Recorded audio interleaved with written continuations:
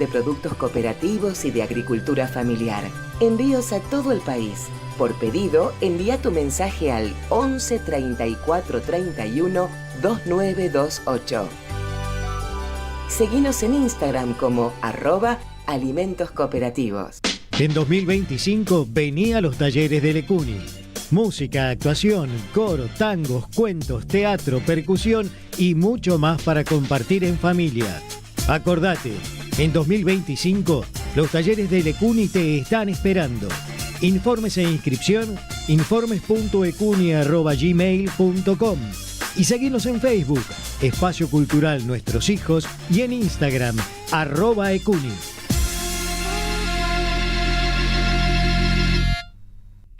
En AM530 pasan muchas cosas. Y todo lo que pasa está en la red. Somos Radio AM530 en Facebook. Entérate de lo que pasa. AM530. Somos redes. Somos radio. Que vuelvan las ideas. Ideas buenas, malas ideas. El fondo vive apretando permanentemente a la Argentina. Ya terminó.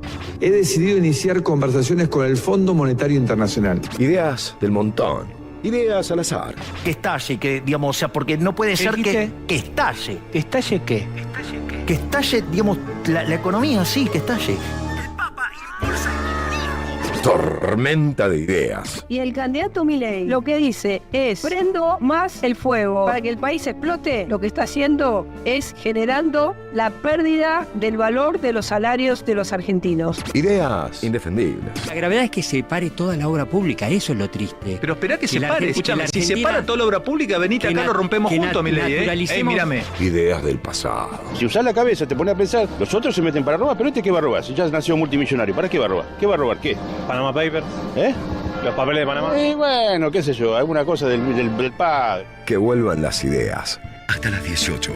Caruso, Giniger, Radiche, Restivo, La Cava, Aimú, Randazzo, Roca, Marcos. Vuelven en ideas. Vuelven en ideas. Sí, lo voy a decir de frente. Que vuelvan las ideas. El Papa impulsa el comunismo. Que no tenga un generador, vaya comprándolo, El presidente siempre dijo en campaña que esto era lo que iba a pasar. Que vuelvan. Yo voy a atender por uno a la gente que tiene hambre. Chicos, ustedes tienen hambre. Licuación dura y pura. Créditos a los jubilados. Perdón, es absurdo, porque ya por definición todos algún día nos vamos a morir. Que vuelvan las ideas. Vas el auto a 100 y te vas a chocar contra el paredón y sabés que te matás. Entonces te tirás del auto y vas a sobrevivir, qué sé yo.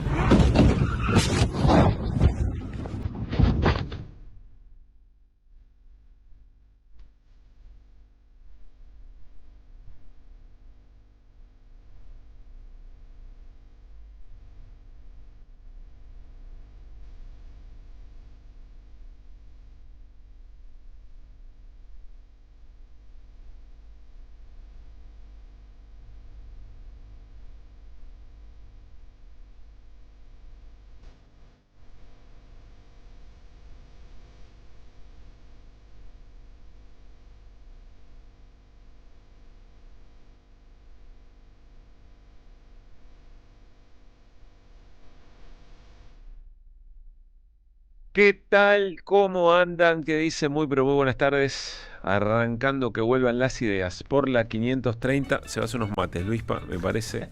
Sí. Y los va a compartir. Muy bien. ¿Tomaste mate vos? ¿En el día de hoy? No. ¿Sos de tomar mate? Solamente a la mañana. Ah. Mi vida, como está dispuesta, permite que solo tome a la mañana con tranquilidad. No me gusta, no me gusta en contextos donde no es cómoda la situación de a los tomar apurones. Mate. Claro, a los apurones. 9 de la mañana, termo tranquilo, enterito. Muy bien. ¿Sos un buen cebador? No. ¿Alguna otra pregunta? ¿Y lo vas a resolver? ¿Ser buen cebador? No creo, a esta altura no creo. Pero me gusta tomar mate. Muy bien. ¿Qué haces, Néstor? ¿Cómo te va? ¿Qué tal? ¿Cómo va? Muy bien. Muy bien. Hoy no tengo muchas preguntas para vos de índole personal. personal. Preguntar lo mismo. Yo tomo mate. Pero es muy fácil. A media mañana, después del desayuno. Sí, yo me contesto. Sí. Y si puedo, cuando llego a mi casa después de la radio. Y soy un buen cebador. Está bien ese momento, para cerrar la tarde. Ahí puede ser. Porque como tiene merienda que estar no despegado tengo. de la cena, lo suficiente. Sí, como no hay meriendas, uno está en la radio, que yo en mi casa tomo unos mates. ¿Es el momento más lindo del día Sí, me gusta más a media mañana, más tranquilo, pero... No, en general, digo, en general. Yo disfruto mucho la mañana. Bueno. Soy más mañanero. Bien. Me gusta levantarme temprano, disfrutar la mañana, trabajar. ¿A qué hora te despertás? 7, más o menos. Bien. ¿Haces algún ejercicio antes de...? No. 2 veces por semana. Ahora ando con una lesioncita, de hecho no estoy yendo a jugar al fútbol. Pero si no... Lesioncita. Sí, un aductor. Si no pasa nada, 2-3 veces por día, por semana, una lesioncita es una uña encarnada, Néstor. ¿Tenés un desgarro? No sé todavía, me hizo un estudio que me lo tienen que ver, si es un desgarro, una distensión. Desgarro no parece porque no es un gran dolor, pero claro, es un dolorcito que jode. Puede doler bastante. ¿Dónde te duele? Acá. Bien arriba del aductor. Bueno.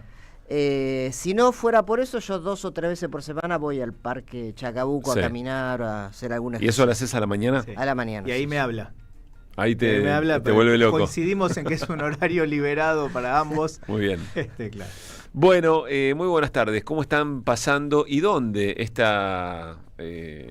rato de la tarde? Acá en Buenos Aires y alrededores hay lluvia, tal cual lo avisó el Servicio Meteorológico Nacional. Hace muchos días, qué precisión. Hace varios días, lluvia desde ayer por la noche, madrugada, alguna llovinita. No, madrugada no, ayer a la noche fuerte, tipo 10 de la noche empezó a tronar el escarmiento.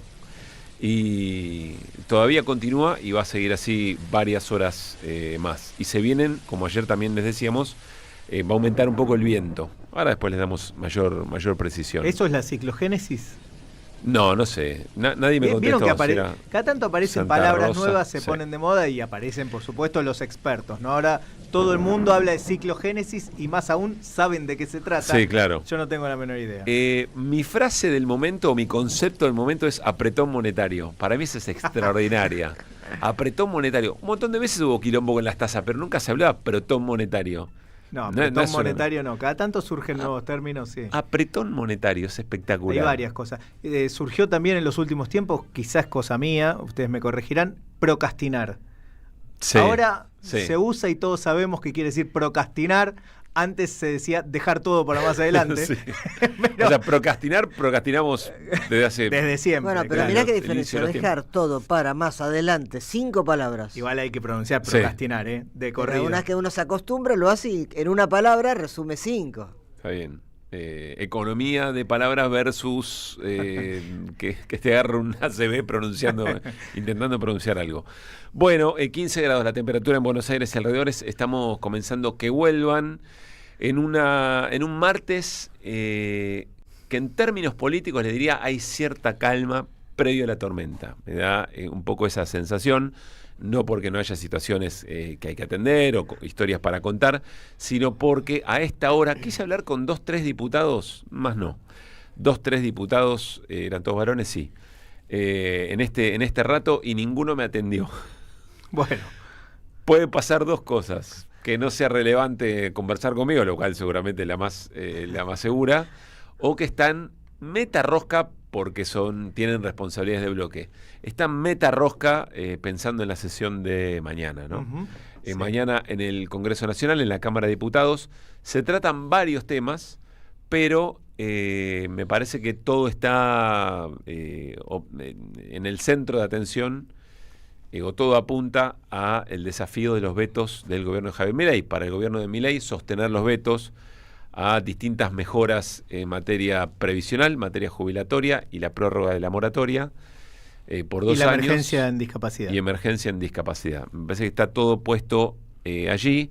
Se están diseñando también las estrategias sobre qué se vota primero, qué se vota después, para que los que tienen que aportar sus votos, si vienen medio con un camino sinuoso durante el gobierno de Javier Milei, no se les ocurra presentarse, llevarse lo suyo y después se mandan a mudar. Entonces, bueno, eso va a la cola, me refiero a los proyectos de los gobernadores, básicamente, ¿no? Sí, no sé si a la cola de todo, se estaba planteando que luego del tema de los vetos, que sería el comienzo, todo en potencial, ¿no? Porque sí, como bien dice Pablo, todo se está discutiendo y negociando, pero se comenzaría por la discusión en relación a los vetos y luego vendría el tema de los aportes del Tesoro Nacional y el impuesto a los combustibles que reclaman los gobernadores se distribuya de manera más equitativa. Igual, yo diría, la primer batalla, ¿dónde arranca todo? ¿Dónde? En el quórum. Esa va a ser la primera discusión, ver si la oposición en todo caso, una oposición bastante amplia, no estamos hablando únicamente de Fuerza Patria, sino de Encuentro Federal, por supuesto el FIT también y algunos otros bloques más chicos, acompañan la intención de Fuerza Patria. Está convocado por Democracia para Siempre, por la Coalición Cívica, o sea, sí, yo creo que el quórum... Claro, sí, lo que pasa es que depende... Vos tenés la derogación de los vetos, digamos, o sea, la ratificación de las leyes tiene un acompañamiento general. Pero después, cuando entras en la finita, porque el temario, como bien vos decías, es largo e incluye un montón de temas, la emergencia en Bahía Blanca, bueno, una cantidad de cuestiones, ahí empieza a desglosarse, ¿no? Y lo que era un apoyo contundente en contra de los vetos, bueno, ya pierde algún voto en la medida en que avanza. Pero por eso es importante, es muy interesante, hasta entretenido observar esas cuestiones, en las que nos gusta no solamente la política en concepto, sino en la praxis de la propia política. Solemos decir, si no fuera trágico, ¿no? Si no fuera trágico, es muy interesante ver cómo se dan esos armados. El otro día, conversando con Germán Martínez, creo que lo charlamos ayer, explicaba en vivo, en la charla en vivo, explicaba que tiene que pensar a ver cómo va a estar el tiempo. Si alguien viene a alguna provincia, si hay algún feriado en la semana, que no se llegue a atrasar un avión, que no haya un paro de transporte en algún lugar. O sea, tiene que pensar todo porque es no tanto el quórum, pero por supuesto también todo empieza con quórum, pero después cada voto en cada momento, bueno, eso... vamos a ver cómo lo manejan. Si efectivamente hubo una convocatoria para este miércoles, quiere decir que más o menos las cuentas le dan, y por eso es interesante ver dónde ponen eso que, insisto, los que han acompañado a Milei en otra oportunidad, para que tengan el incentivo, al grito de, si no nos acompañás con los vetos, olvídate, anda a buscar los 90 y pico de votos de Unión por la Patria, anda a buscar al otro lado. Bueno, todo eso se va. Ya hay un coletazo de eso, que fue el cierre de listas, hay un primer coletazo ahí. Sí. ¿Quién quedó contento, quién quedó descontento? Y bueno, ¿qué es lo que se vaya a hacer también en función de las elecciones de acá hasta octubre? ¿Qué va a ser de Loredo, qué va a ser Vidal, por ejemplo? Que manifestaron. De Loredo dijo, no, yo sumiso, no, viste, el límite, como los comechingones, dijo de Loredo. ¿Qué va a hacer cuando llegue el momento? ¿Y María Eugenia Vidal? Que se queda sin trabajo en diciembre, Digo, si alguien anda necesitando y que en LinkedIn, empleada. Y que en LinkedIn puso, ¿no? Estoy sin trabajo a partir de diciembre. Qué fuerte, ¿no? Qué fuerte. Bueno, eso va a ser interesante leerlo. Preguntando, también saben que la mirada está puesta en los gobernadores de Santa Fe, en los gobernadores de Tucumán, en los gobernadores de San Juan, los gobernadores de Catamarca, Salta, Yarlora, creo que lo tenemos a Yarlora, ¿no? Creo que lo podemos escuchar a Yarlora, que dijo que los diputados de la provincia de Córdoba, que dependen de su espacio político, habló concretamente del veto por la emergencia en discapacidad, lo decía de esta manera. Quiero hacer público mi acompañamiento a la ley de emergencia en discapacidad. Por eso desde Córdoba le decimos no al veto. Esta ley no pone en riesgo el equilibrio fiscal, pero sí la vida de miles de personas. Argentina no va a salir adelante dándole la espalda a quienes más lo necesitan. Bueno, ahí lo tenés a Martín Yarlora, siendo bastante claro, no fue el único que habló, Pablo. Si querés podemos escuchar también, vos te preguntabas por María Eugenia Vidal. Podemos escuchar qué es lo que dijo. Nada, hice pública una posición que mi partido ya conocía, que yo había hablado con los principales referentes de mi partido hacía bastante tiempo atrás y decidí hacerla pública porque sentía que hay una parte del PRO que pensaba como yo y que estaba bien mostrarle a la sociedad que hay una parte del PRO que no está de acuerdo con los acuerdos electorales que el PRO en 10 provincias hizo con la Libertad Avanza. Bueno, es tan grande como 14 provincias. En el país hay 24 provincias. 10 decidieron acordar con la Libertad Avanza. En el PRO en 14 no. en el PRO en 14 provincias compite contra la Libertad Avanza y contra el kirchnerismo. Con lo cual, a veces todos tenemos una mirada medio ambacéntrica, ¿no? O sea, lo que pasa en la ciudad y en la provincia es lo que pasa en la Argentina. Y la verdad es que no es así. Bueno, María Eugenia Vidal, no se desprende de esto, ¿qué es lo que va a hacer mañana en el Congreso, digamos, ¿no? Sí, Yarlora fue un poco más claro en ese sentido. Habló también Juan Manuel Urtubey, bueno, que entre otras cosas vuelve al espacio Fuerza Patria, ¿no? Candidato a senador. Primer candidato a senador. En la provincia de Salta, y decía esto. Requiere todo un caminito. El caminito significa ir restringiendo libertades, ir restringiendo derechos, perseguir a los opositores, y ahí viene obviamente la situación de la proscripción de Cristina, de ahí uno por uno van pasando. Sigue sucediendo, entonces ahora ya te plantean, y se tira, y si pasa, pasa. El presidente de la Nación planteó en una cadena, una conferencia, no sé qué hizo, que iba a penalizar a aquellos legisladores que voten en contra de su ideario, conceptualmente. Y no pasa nada. O sea, digo, entonces eso sigue a lo de Cristina, sigue a lo de... Y entonces va a ir cada vez más. Entonces un día, cuando saque un decreto de necesidad de urgencia y te cierre el Congreso, y la gente dice, pero mirá lo que pasó. Y claro, pero si ya te lo venían diciendo, lo que pasa es que, viste, que cuando hay cosas que te pasan en la vida, que te van pasando y vos no las querés ver, y de repente cuando ya es inevitable, bueno, y no me di cuenta, no, flaco, te tenías que dar cuenta, tuviste 1000 avisos. Bueno, por eso digo, es suicida para aquellos que creemos en el Estado de Derecho darle mayoría a Milei en el Congreso. Bueno, allí Juan Manuel Urtubey hablando y caracterizando la escena.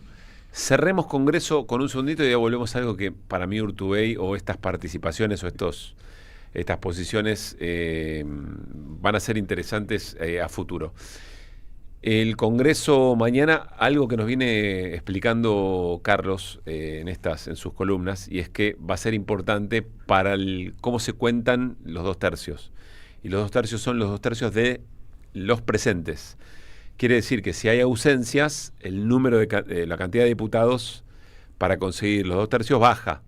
No es el total de la Cámara, los 257, sino el total de los presentes. Es el total de los presentes. Entonces va a ser muy interesante ver cuántas ausencias hay y quiénes están presentes pero después se abstienen, porque eso te la complican bastante, porque te aumenta el número y después por ahí no quiere votar con el gobierno, pero le complica a la oposición, le complica el número, digamos, ¿no? Hay algunas posiciones que más allá de... No quiero complicar un poco la cosa, pero algunas posiciones que se van manifestando muy en contra del gobierno de Milei y que van generando otras mayorías, que va a ser interesante verla. Estoy mirando el futuro. Va a ser interesante observar cómo se posicionan cuando, para revertir todo lo que Milei hizo en términos de daño y de distribución regresiva del ingreso, o sea, transferencia de recursos de los sectores mayoritarios de la sociedad hacia pocas manos, cuando empiecen esas discusiones, que tienen que ser discusiones directamente contra el capital, o sea, tienen que ser contra agentes económicos muy importantes. Intereses bien concretos y puntuales. El Estado va a tener que regular, el Estado va a tener que tomar decisiones sobre cómo le mejora la vida de la gente, y esos recursos hay que ir a buscarlos a algún lado. Sí, va a haber que hablar con nombre y apellido. Va a haber que afectar intereses. Así es. Ahí es donde me parece que el armado de listas se vuelve muy, pero muy importante. Si llega el caso en que Milei no renueva y entonces tenés que salir a la ofensiva. Ahí es donde me parece que va a ser interesante y donde me pregunto si algunos nombres propios que ahora están espantados con Milei y que siempre tienen el kirchnerismo medio guardado, a veces lo suspenden un poquito, pero después lo ponen arriba de la mesa, cómo se van a comportar. Pero alguien dirá, son agendas de futuro. Ojalá tengamos esas agendas muy pronto, pero creo yo que hay que pensarlo desde estos momentos, porque después si no te agarras la cabeza. Bueno, es muy interesante lo que planteás, porque, gracias, a ver, Luis Pablo. Hagamos un desglose de lo ocurrido. Sí. ¿Qué pasó en el cierre de listas de Fuerza Patria? Que de eso, a ese espacio político fundamentalmente te referís, porque es el mayoritario dentro del campo popular o dentro de quien pueda plantear un modelo diferente y quiera revertir las políticas de Javier Milei. Porque si no, es lo mismo que el gobierno anterior. O sea, ¿no? Exactamente. ¿Qué es lo que ocurrió? Bueno, las distintas fuerzas, mejor dicho, los distintos sectores del peronismo que no están pasando el mejor momento entre sí, por lo menos entre algunos de ellos, se repartieron las listas. Eso es lo que ocurrió. Es muy importante, se logró la unidad, bueno, lo charlábamos ayer, se logró la unidad, que sin duda es el primer paso, muy importante, pero a la hora de distribuir los cargos en las listas se hizo algo así como una suerte de acuerdo, un reparto que deje contento por lo menos a la mayor parte de los sectores. Sí. ¿Eso es una definición en la línea que vos planteás? Me parece que no. No es una definición en la línea que vos planteás. Es una definición para dejar contentos a los distintos sectores en pugna dentro del Partido Justicialista. Que hoy están y mañana no sabemos.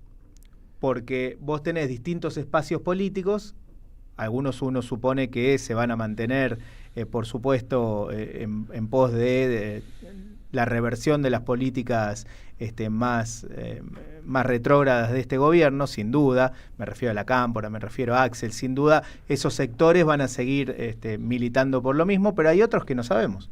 La verdad es que hay otros que no sabemos. Y esos se quedan con la distribución de los diputados también.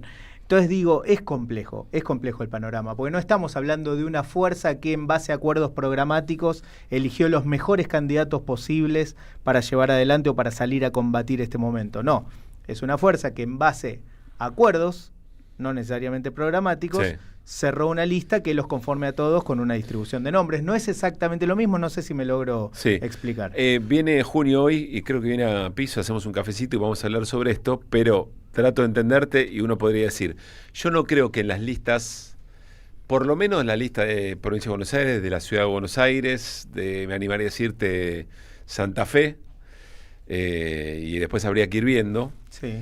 No me animo a decirte que te van a macanear a la defensiva, o sea que Milei va a ir a una avanzada y que va a haber manos que se queden abajo o se levanten a favor de Milei. No me parece que vayan a defeccionar en ese momento. No, con un Milei en el gobierno. Con Milei en el gobierno. No, me parece, coincido con la vos. pregunta es si los que van a entrar ahora, que van a tener 2 años más del próximo gobierno, te van a acompañar con la frontalidad. Bueno, va a ser la discusión. No, porque ahí va a haber que discutir el programa. Y bueno, vos hablaste de un programa concreto. Bueno, ¿cómo vamos? Porque eso. Más que programa, medidas concretas. Claro, bueno, eso es un programa también. Porque la discusión con el fondo, por ejemplo. ¿Cómo revertís la redistribución regresiva de la riqueza?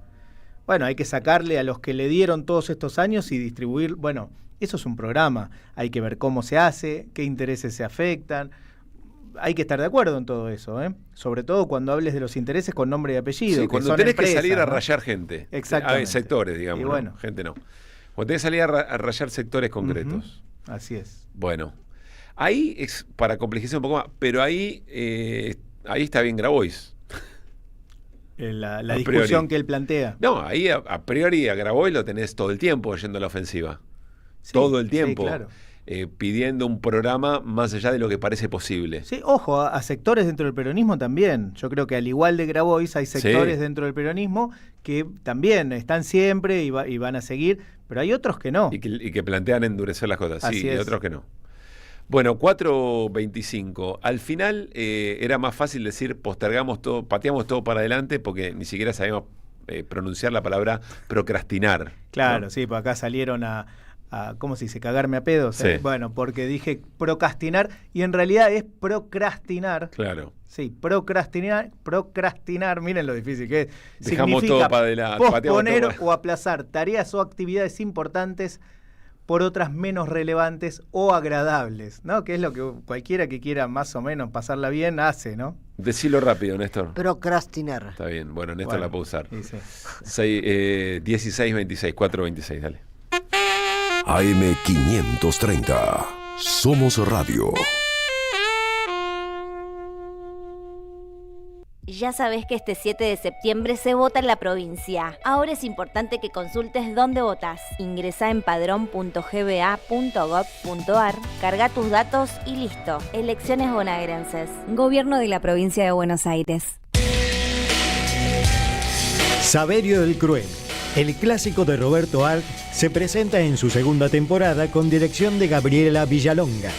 La crueldad, la violencia y la farsa en el seno de las clases dominantes bajo la mirada ácida del autor que cobra vigencia en estos tiempos de tecnocapitalismo brutal. Un material necesario para reflexionar sin perder el humor sobre quién es realmente el cruel en un presente individualista y precarizado. Saverio el Cruel, todos los domingos a las 17 en el mítico Teatro Payró, San Martín 766, Ciudad de Buenos Aires. A las madres, las abrazamos entre todas y todos. No les vengo a hablar de lo mal que nos trata el gobierno. Las madres no esperamos nada de Milei, lo combatimos. No queremos sentarnos a hablar con él ni con nadie que venga de su mano. Pero las madres sí esperamos todo de nuestro pueblo. Seguimos la lucha como ella le hubiera gustado y reclamamos una vez más la solidaridad de todos los que nos quieren. Colaboren, no importa si poco o mucho, lo que puedan. Todo suma, los necesitamos. No se olviden el alias, amigos.madres.plaza. Tu aporte económico es muy importante para seguir creciendo. Defendamos la memoria, un legado cargado de futuro. Súmate a este proyecto colectivo. Construyamos comunidad. Alimentos cooperativos.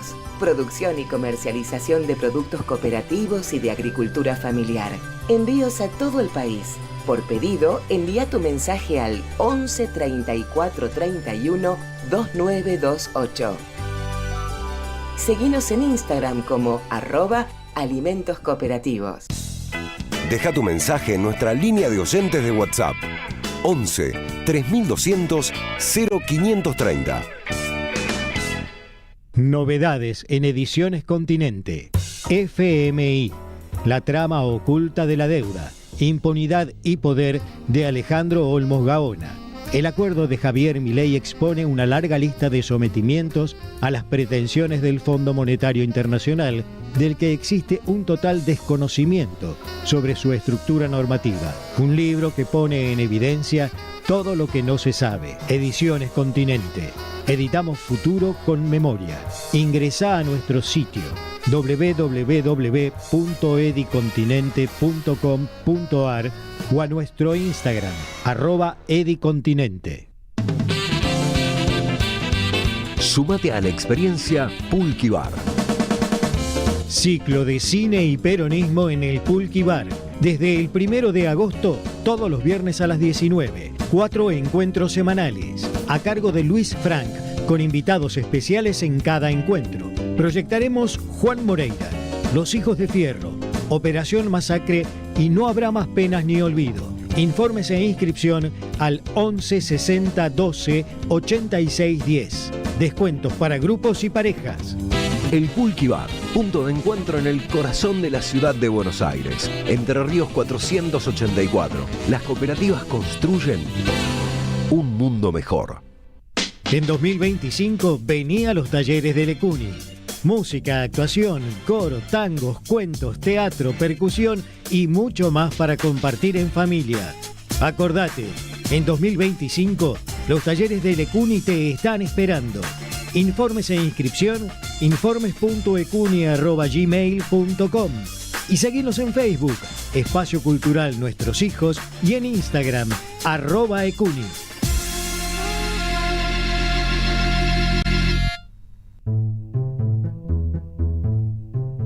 Revista Acción, un medio alternativo 100% digital, una mirada cooperativista sobre el país y el mundo.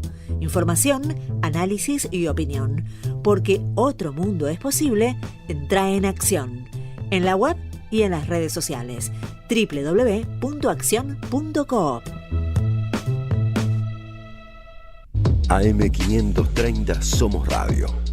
Buscamos la verdad siempre. Que vuelvan las ideas. Hasta las 18. Regreso informativo. Opinión y reflexión. Que vuelvan las ideas.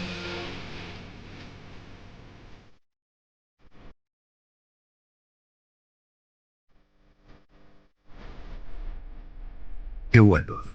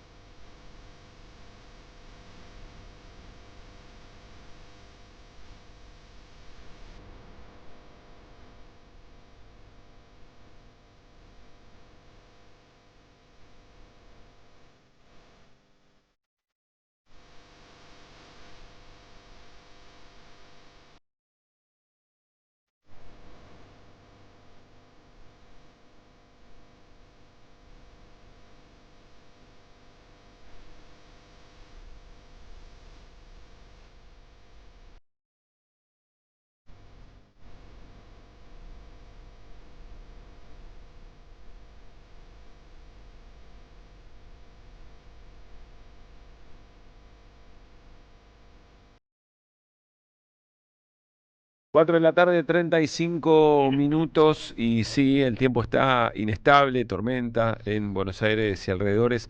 ¿Cómo va a seguir esto en el resto de la jornada? Bueno, hay lluvias fuertes, se esperan para la tarde, lluvias toda la noche, tiempo inestable toda la jornada. Mañana miércoles, mínima 13, máxima 17, lluvias hasta la mañana, y después aumenta un poco el viento, ya está medio ventoso, se está poniendo ventoso. Che, sobre esto, hoy hay partidos de Copa. Juegan Vélez frente a Fortaleza a 7 de la tarde, juega también Huracán frente al Once Caldas a la misma hora, 7 de la tarde. La cancha va a estar muy rápida, muy embarrada seguramente, pero hay un partido que es Racing Peñarol, que para mí se puede poner muy picante. Ojalá que salga todo bien, digamos. Vos decís por lo que ocurrió en Uruguay. Y en Uruguay los hicieron esperar a los hinchas de Racing hasta las 2 de la mañana, fue una vergüenza lo que pasó. Hubo problemas, no sé si se enteraron en el vuelo de Aerolíneas Argentinas, con el equipo de Peñarol viniendo para acá. Y esta lluvia, no sé, si llueve todo el día también hay algún riesgo de que se suspenda el partido, no sé. Yo vi que escándalos, rompieron el avión de Aerolínea. Yo vi que estaban cantando los jugadores, no vi que hayan por ahí. Se paraban, por ahí se dieron imágenes que no vi para no alentar eso, pero en la cancha va a estar muy friccionado, porque va a ser una cancha muy rápida, muy embarrada, y ojalá que, bueno, con la gente, está picante el clima, eso digo, ojalá que vaya todo bien, ¿no? Que sea fútbol nomás. ¿Está debutando Mastantuono en el Real Madrid o no? Creo ¿Entró que de titular? De titular, frente a los creo que iba al banco. ¿No? ¿Iba al banco? Creo haber leído eso, bueno, pero bueno, si vos tenés información más actualizada. No fue de titular, pero claro, está en el banco. Está en el banco, podría debutar en Real Madrid Mastantuono. Después repasamos un poquito más. Bueno, de política internacional, ¿de qué hablaremos, Néstor, en breve? Vamos a hablar de Bolivia, cómo quedó sobre todo el Parlamento boliviano después de la elección del domingo y un poquito de cara a lo que va a suceder en el balotaje en octubre, a ver cómo viene esta interna entre dos sectores, entre los cuales no está el MAS, ¿no? Que ese fue el gran dato, se terminó el ciclo del MAS por ahora en Bolivia. Y también vamos a hablar de Ucrania, porque en los últimos días hubo dos encuentros muy importantes, Trump y Putin el viernes, y Trump y Zelensky ayer. Así que vamos a hacer una lectura de dónde estamos parados, lo que se sabe que es muy poco lo que hablaron en ambas reuniones, sí, pero un escenario de la actualidad en la guerra en Ucrania. Luispa. Bueno, hoy hubo una actividad muy interesante en la sede del Instituto Nacional de Tecnología Industrial que de alguna manera ofició de anfitrión, me refiero a los trabajadores y trabajadoras, no a la institución en sí, oficiaron de anfitriones de distintos organismos que están atravesando la misma situación, ¿no? Están resistiendo al cierre que pretende el gobierno nacional de esos organismos o en algún caso al ajuste, al achique. Vamos a estar repasando qué es lo que ocurrió esta mañana con presencias muy importantes de legisladores de distintas extracciones políticas y vamos a ver en qué punto está también la investigación por las muertes de fentanilo, repasar qué es lo que dijo la justicia y qué decisión tomó para intentar precisar qué es lo que ocurrió en relación a eso. Se conocieron algunos informes del Malbrán, ¿no? Así es. No, perdón, de los peritos de la Corte, si no me equivoco. En base a esos informes se le ordenó al Malbrán, o se le pide al Malbrán que profundice las investigaciones para determinar en cada caso, claro, o hasta donde pueda llegar, qué responsabilidad tienen las partidas contaminadas del fentanilo y si provocaron las muertes o no. Porque más allá del hecho en sí mismo, lo que hay que ver en todo caso es cuál es el encuadre penal preciso, que no es todo igual, más allá de... No es todo igual y de quién es la responsabilidad, ¿no? Sí, así es. Bueno, 4:39. Mañana en el Congreso hablamos de los vetos a la emergencia en discapacidad, hablamos de los vetos a las mejoras en jubilaciones o en lo previsional, también los proyectos de los gobernadores para coparticipar en algunos fondos, tratando de recuperar parte de lo que el gobierno le retasea y con lo que construye por otra parte el equilibrio o el superávit fiscal, que en todo caso ayer se conoció el dato y no hubo superávit fiscal. Pero también mañana en el recinto se va a tratar lo que se aprobó en comisión, que es, lo voy a decir muy, muy llanamente, establecer nuevas reglas de juego para la comisión investigadora del caso Libra. Y esto es muy importante porque el gobierno, con todo éxito, logró trabar el funcionamiento de esa comisión, que tuvo algunas sesiones informativas, pero que estaba muy limitada en las herramientas para trabajar el caso o en las cosas que podía hacer. En ese contexto, por eso esto va a ser también muy importante mañana, teníamos ganas de conversar con alguien que explica muy bien, y nuestra primera pregunta va a tratar de ordenar un poco la escena. Se trata de Martín Romeo, que es especialista en criptomonedas. De hecho, parte de su definición en su cuenta de X, él dice que quiere construir puentes entre la gente y las criptomonedas. Es damnificado, es uno de los damnificados por la causa o por la compra de la moneda Libra y es querellante en la causa. y está haciendo, junto con otros especialistas y otros damnificados, también está haciendo muchos aportes para una mejor comprensión y también para conocer algunos datos que la justicia viene muy lento, ha venido muy lenta en ese sentido. Martín, soy Pablo Caruso, con Néstor Restivo y Luis Paginiger, en Que Vuelvan las Ideas te saludamos. ¿Cómo estás? ¿Cómo están, chicos? Muchas gracias por la presentación, antes que nada. Gracias, Martín, por atendernos. Como vos decís, en cuanto a mi presentación de X, sí, a ver, nosotros del caso Libra nos tenemos que llevar 3 cosas. La primera es obviamente recuperar la plata de los damnificados y que esa plata la pongan los culpables y no el Estado argentino. Sí. La segunda es empezar a construir entre todos un marco regulatorio para que estas cosas no pasen más. Y la tercera es que la gente que nos está escuchando, que se toma el tiempo de escuchar esta entrevista, de escuchar el caso Libra, entienda en serio de qué va el mundo blockchain y salir un poco de el tema de que es timba financiera y nada más. Claro, alfabetizar un poco sobre algo muy desconocido para la gran mayoría de la Exactamente, tratar de sacar de algo tan negativo como es el caso Libra, que atrasó un montón en materia criptográfica, tratar de sacar las cosas más positivas que se puedan. Ahora voy a volver sobre eso, porque la última vez que conversamos en QR, eso me llamó mucho la atención y no tenía ese abordaje. Pero Sí. quiero arrancar, Martín, porque me parece que sos de quienes mejor explica y quien mejor ve en el análisis de cada una de las piezas del rompecabezas la figura general que se va armando. Si vos pudieras contarnos eso, ¿no? En función de todas las piezas que hay, ¿cuál es la figura que se va armando en la causa Libra? Es decir, ¿qué pasó y con qué responsables? Bueno, acá lo principal a detallar es que no es una criptomoneda o una meme coin que se lanzó y el lanzamiento salió mal. Ya está casi 99, por no decir 100% probado que en realidad fue una estafa que salió bien a nivel económico. Se les fue de las manos el relato, no pensaron que iban a estafar a tanta gente, que iba a terminar siendo algo planetario.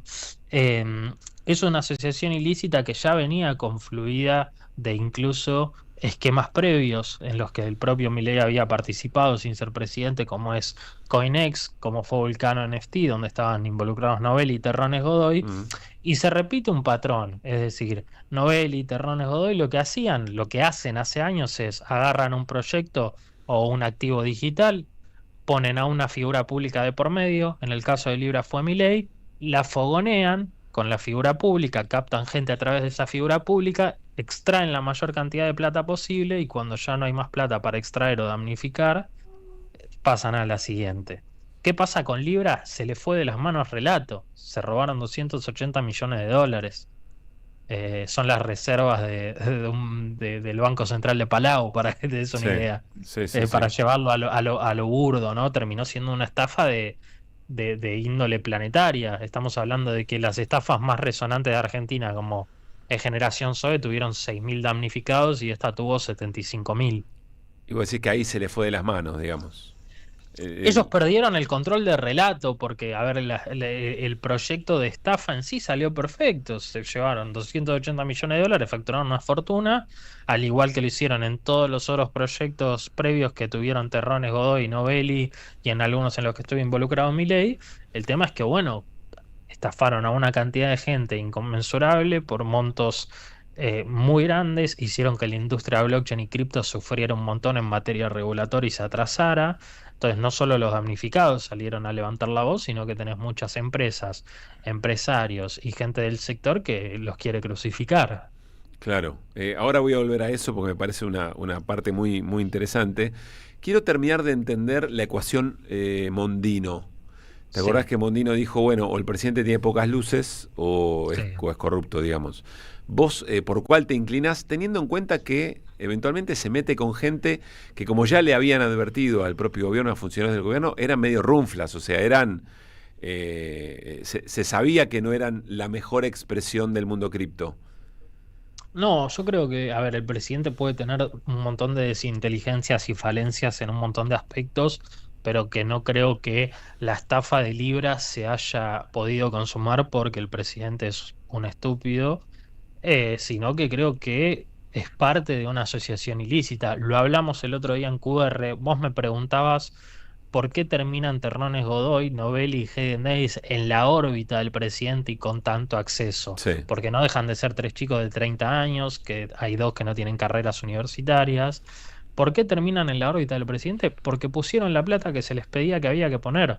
Porque hubo muchos empresarios muy grosos, de mucho renombre, que salieron a decir después, me pidieron plata, me pidieron $50.000 por una reunión, me pidieron $500.000 para aprobarme un proyecto. Empresarios del sector cripto, que llevado al sector financiero podés estar comparándolo tranquilamente con Elon Musk o Jeff Bezos, que es Charles ¿gente Hoskinson. así de grosa se quiso acercar? Sí, tenés a Charles Hoskinson, que es el creador de Cardano y es uno de los fundadores de Ethereum. Ethereum es la segunda criptomoneda más importante del mundo a nivel global. Sí. Que salió a decir, yo viajé a Argentina en el marco del Tech Forum. Vitalik Buterin, que es el otro creador de Ethereum, viajó en el marco del Tech Forum. Y cuando nosotros empezamos a hablar con Novelli, que nos llevó acá, nos llevó allá, y en determinado momento le dijimos si había alguna posibilidad de que le pudiéramos acercar proyectos a Milei, Hoskinson textualmente lo cita a Novelli, que Novelli le dice, sí, bueno, pero para eso hay que hacer un aporte de $50.000, que es el número para que suceden cosas mágicas. A los que Hoskinson le dijo, y esto está en una entrevista grabada con un medio súper reconocido a nivel financiero, le dijo que eso él no lo podía hacer de ninguna manera porque era un delito financiero grave en Estados Unidos, penado con prisión y penado con multas multimillonarias. De hecho, bueno, Nicolás Ossús está trabajando hoy en tratar de lograr de que Charles Hoskinson declare acá en la justicia mediante videollamada y testifique eso, de que tuvo una reunión con Novelli en donde Novelli le exigió un pago de $50.000 por una reunión oficial de media hora con el presidente. Claro, porque la pregunta cargada de obviedad, según lo que planteas, Martínez, ¿por qué si efectivamente el gobierno tenía intenciones de hacer un proyecto cripto de financiamiento de actividades económicas, productivas, etcétera, ¿por qué lo hace con 2, 3 pibes que están marcados por otros casos donde hicieron estafas similares, que no tienen antecedentes ni información ni el volumen de otras personas que sí se acercaron y estaban interesadas como estas que mencionás, ¿no?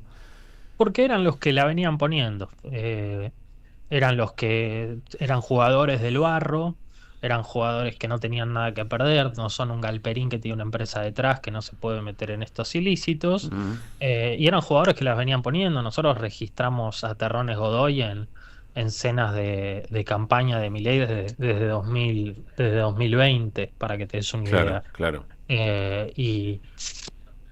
Y después tenés a Novelli haciendo negocios con Milei en su academia de trading desde 2021, que la academia de trading de Novelli, academia, decís qué lindo el chico, está impartiendo educación, no es nada más que captarte con gente como Milei, con masterclasses de Agustín Laje, diciéndote vení que te vas a hacer millonario haciendo trading, haciéndote creer que las criptomonedas y blockchain es eso, y después lo que ellos en realidad te venden son productos de trading y se quedan con un porcentaje de todo el volumen que vos operás. Después les chupan huevos si vos perdés o ganás guita. Claro. De hecho, el día que no puedan captar más gente para esta academia, pasarán al siguiente proyecto como vienen haciendo hace 7 u 8 años.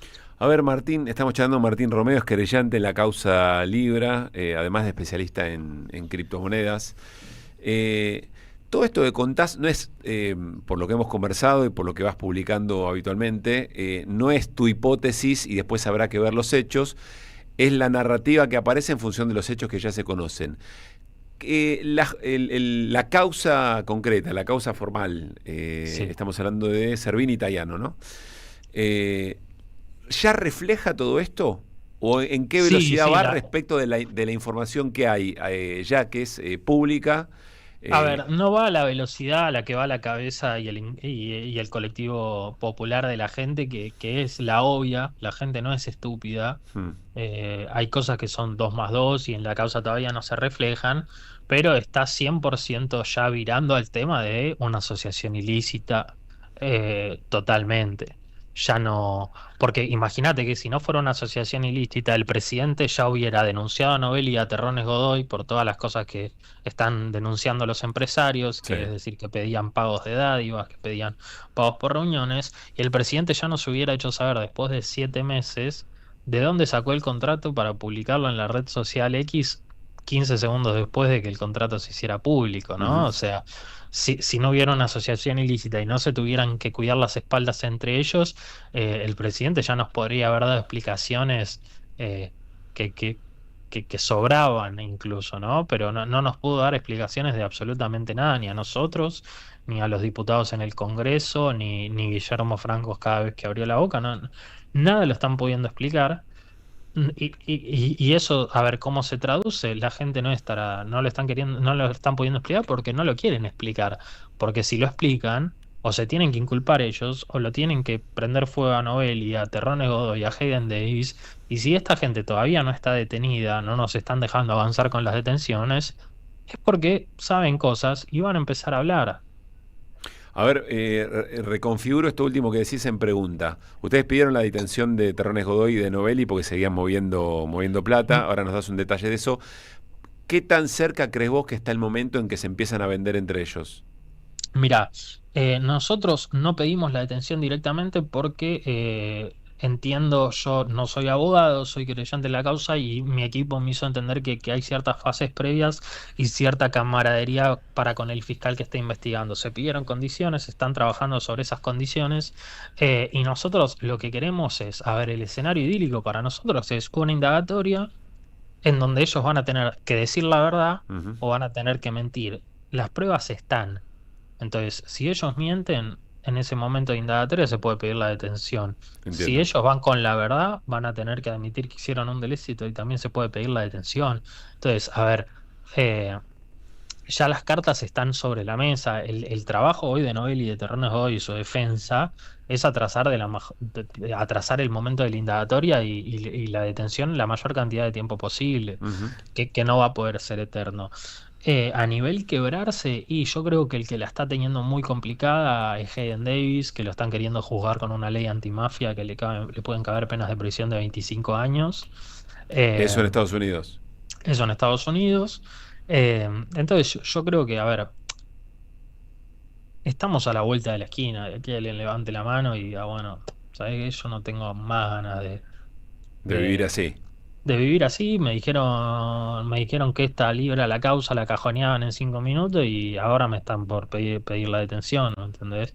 Porque no te olvides que Novelli metió a la familia también en esto. Nosotros estamos en condiciones de pedir la citación indagatoria de Pia Novelli y de Rafaele, que es la madre. Sí. Entonces, ¿Novelli está dispuesto a poner en juego a su propia familia? Empiezan a pesar esas cosas, ¿no? Sí, obviamente. No sé cuánto estás siguiendo el contexto político, pero quiero preguntarte si vos sentís que un resultado electoral ahora en septiembre o eventualmente en octubre puede acelerar o retrasar este camino que para vos y para todos los que están entendiendo en la causa y con sentido común está a la vuelta de la esquina. Mira, a mí con lo político me pasan dos cosas. Lo dije en la Cámara de Diputados, que es que nosotros estamos representando a gente que perdió mucha guita. De hecho, tenemos varios que están en una situación económica delicada porque compraron más de lo que podían perder. Entonces, trato de meterme en política lo mínimo indispensable porque no quiero politizar casos de gente que la está pasando mal. Pero vos sabés que las causas se mueven. Estamos hablando Obviamente. del presidente de la nación, del presidente, de su hermana, de su entorno, ¿no? Obviamente. Y mira, y cierro con esto, y que el Poder Judicial Sí. suele olfatear momentos de la política. Entonces, uno piensa, ¿no sería lo mismo si el presidente reafirma en las urnas el acompañamiento? Obvio, mira, yo estoy tranquilo por el tema que es que, como te digo, yo aspiro a que esto sea el caso de origen para lo que va a venir en blockchain, en criptomonedas en Argentina. Sí. Y sé que el apoyo del sector lo tenemos. ¿Por qué? Porque pasaron de prometerles el oro y el moro, un montón de regulaciones, un montón de cosas copadas que iban a hacer, y ahora por este tema de Libra no quieren ni meter blockchain en agenda. O sea, gente muy pesada, muy enojada. Exactamente, gente que le hicieron promesas y no la tienen en el teléfono. Yo sé que el apoyo de ellos los tengo, que el apoyo de los demandados, de los demandantes y los creyentes está, que el apoyo de una parte de la sociedad para esclarecer los hechos está. Y nosotros vamos a laburar en pos de eso. Yo no me voy a poner ninguna bandera política ni nada, sino tratar de que Libra sirva para enseñar, sirva para establecer las reglas de juego para lo que viene y que sirva para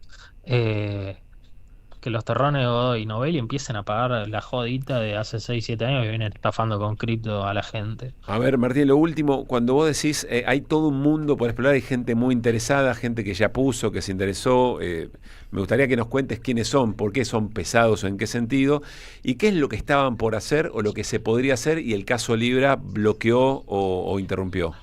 Bueno, varias cosas. Hay dos ejes principales que se perdieron con el tema de Libra, el gobierno tratar de sacar el tema de agenda. El primero es que no nos olvidemos que Argentina es un polo energético muy grande. Entonces, y no nos olvidemos que la principal forma de acuñar criptomonedas como Bitcoin, como Ethereum o como otras de las principales es mediante la minería. Claro. La minería requiere energía, de la cual nosotros no solo que tenemos, sino que tenemos excedente, sino que incluso sobre ese excedente tenemos energía que se considera sucia para el uso comercial tradicional, pero se probó durante los últimos años que esa energía sucia que se produce en Vaca Muerta, que no se puede usar para muchas otras cosas, era energía 100% utilizable para minar Bitcoin. Entonces nosotros hoy podríamos estar minando Bitcoin, estar minando Ethereum o estar trabajando sobre ese proyecto en Vaca Muerta, que sería lisa y llanamente imprimir plata gratis para el Estado argentino, dicho burdamente, ¿no? Sí, entiendo. Y empezar a generar una reserva de Bitcoin que ni siquiera estamos en la obligación de venderlos. Entonces, se perdió ese proyecto, que era un proyecto que había muchos empresarios atrás, mucha gente tratando de que el Estado lo lleve adelante como a lo propio. Ojalá que si el día de mañana se hace, lo pueda hacer el Estado y no se privatice, porque realmente es un negocio con costo y riesgo muy bajo y beneficios muy altos. Y después está el tema de que se perdieron, vos en el mundo no tenés muchos polos regulatorios, sí, son muy pocos países que tienen una regulación muy flexible con el tema de las criptomonedas. Y yo no sé si te acordás, pero que Milei decía que se iban a poder alquilar casas con criptomonedas y vender autos y comprar autos, Sí. y que iban a regularizar esto y que iba a haber fondos de pensión en criptomonedas y eso. Bueno, cuando él dice eso, tanto él como muchos él le sale a buscar a los empresarios para que coparan ese sector, y hay empresarios que levantan la mano y a mí me interesan, entonces se empiezan a juntar, se empiezan a plantear regulaciones, y de un día para el otro les dejan de contestar el teléfono porque ellos necesitan que el tema blockchain salga ante agenda. Entonces vos ahí perdiste toda una base impositiva que vos podías generar de fondos del exterior, ni siquiera aplicando bases impositivas sobre tu propia población, o sea, poniéndole un peso más pesado a la gente de acá, sino era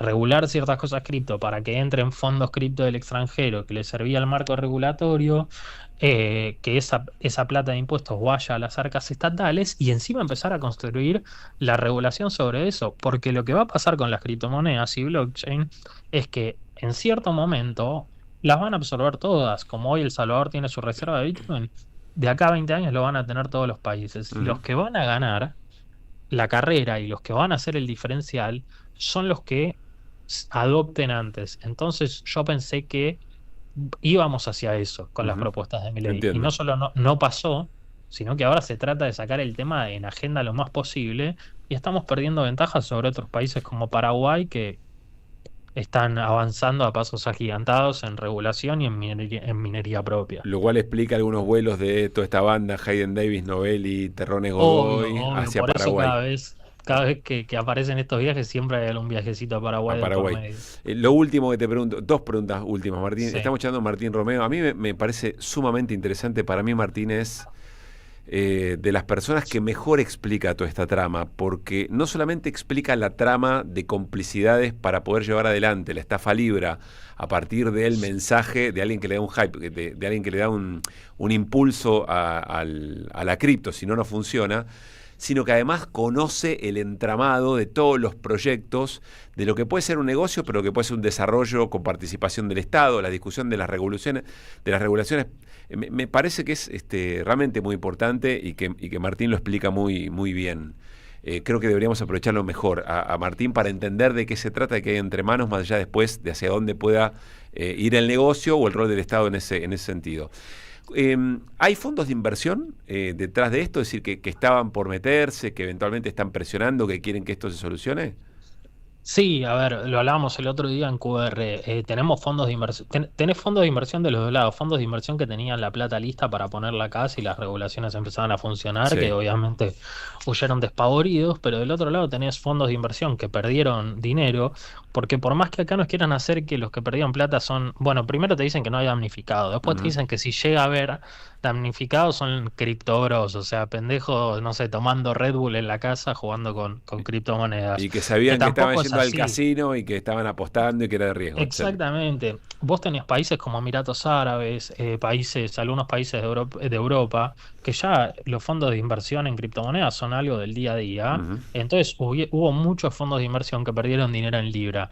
En nuestro caso puntual, nosotros tenemos 3 fondos de inversión institucionales muy grandes que están litigando con nosotros, que perdieron fondos cercanos a los 2 millones de dólares cada uno, y que obviamente tienen otra espalda legal, tienen equipos legales grandes, tienen una inversión en estos equipos, y ante la ineficiencia de la justicia y ante que un propio presidente no se te ponga a disposición para responder nada, haga todo lo posible por evadir la causa. Novelli y Terrones Godoy, que si los dejamos dentro de poco van a estar en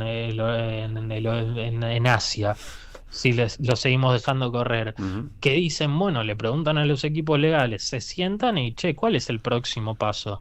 Y bueno, deberíamos empezar a analizar hacer una demanda contra el Estado argentino, porque el que publicitó el tuit no deja de ser el presidente. Claro. Entonces ahí se te puede dar vuelta la causa y termina siendo una causa contra el Estado argentino, que es una causa que se va a perder, que lo único que pueden llegar a ganar ellos es patearlo para cuando no sean más gobierno, pero es una causa que se va a perder porque el delito está, pero probadísimo, no probado, y que en vez de que lo paguen ahora Novelli, Terrone Godoy, Morales, el propio presidente y Hayden Davis, lo termine pagando el Estado argentino con multas mucho más caras por contratar abogados de índole internacional y estudios jurídicos internacionales, no vale 2 mangos y todo eso, después lo paga el que pierde.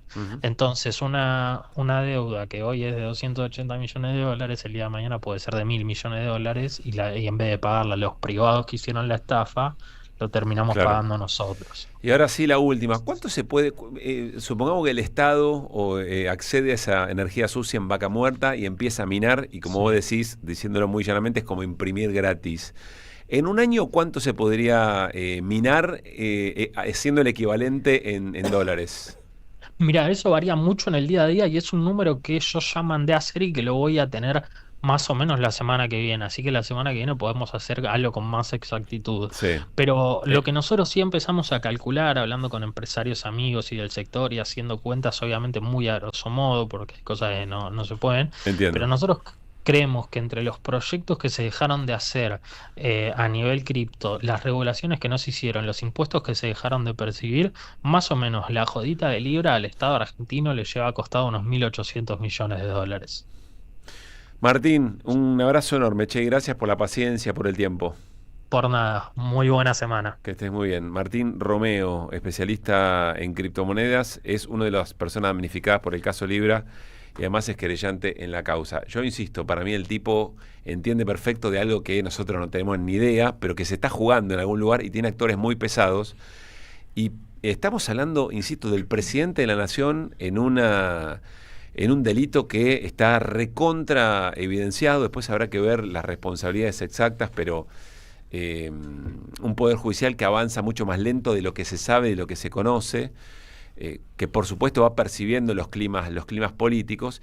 Y de fondo, gente, esto es lo que a mí más me impactó de lo que contó Martín Romeo, que no lo tenía para nada en cuenta, que es que hay gente que estaba queriendo hacer negocios, ponerle serios, importantes. Yo no sé, después el Estado tendrá que regular e iremos a una discusión política sobre cómo se regulan estas cosas, ¿no? Porque me imagino que acá hay gente que quiere regulaciones muy bajas para hacer mucha guita encima con nuestra energía. No, es un tema sobre el que no se discutió prácticamente nada. Empezando por las criptomonedas, ¿no? Claro. Arrancando desde ahí en adelante no hay nada discutido en regla, por lo menos. Pero uno intuye que va la soberanía en juego también, digamos, uno ¿no? intuye eso, sí. En función de nuestra... O sea, en algún lugar está nuestra soberanía ahí puesta en juego y potencialidades que si el Estado se hiciera cargo. Ahora, en términos de los privados, que la ven antes que todos nosotros, para entender que acá está puesta en juego la soberanía, también Milei los cagó. o los cagó directamente porque pusieron plata en libra, claro, que 2 millones para estos tipos de dólares de ser nada, pero también le frenó una enorme cantidad de negocio. Entonces hay gente presionando más lo que avanza en la causa en los Estados Unidos. Todo indicaría que Milei y su entorno están hasta los huevos en esto, pero mal, de una manera que no tenemos dimensión, ¿no? Bueno, veremos cómo avanza la causa, y por eso es tan importante mañana, cuando se restablezcan las reglas de juego de la comisión investigadora, a ver hasta dónde avanza eventualmente. 5 y 6. ¿Sabés qué le falta a tu carpeta de favoritos? AM530 somosradio.com. El nuevo portal de AM530, con un menú diferente en la agenda informativa de la Argentina. Noticias, información exclusiva, análisis de lo que pasa aquí y en el mundo. Grandes momentos de la radio. Entrá a am530 somosradio.com. Una isla en el gran océano de la red. AM530. Somos redes. Somos radio.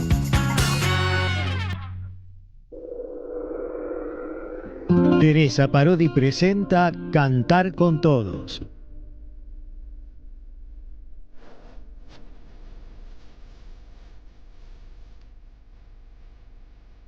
Donde recreará temas de su inmensa obra, presentará nuevas composiciones y compartirá escena con otros artistas que admira. Una cita que invita al encuentro, a la comunión.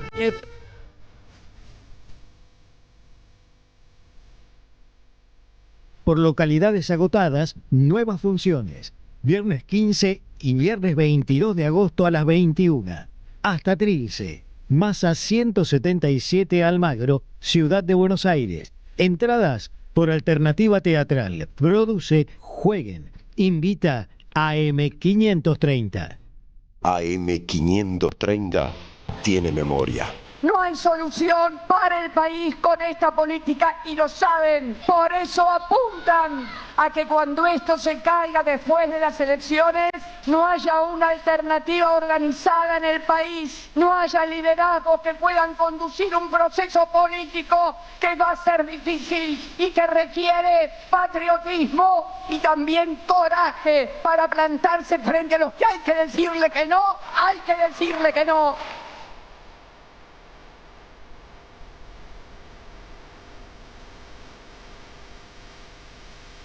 Somos radio, somos comunidad. Patriotismo y también coraje, coraje, coraje, coraje.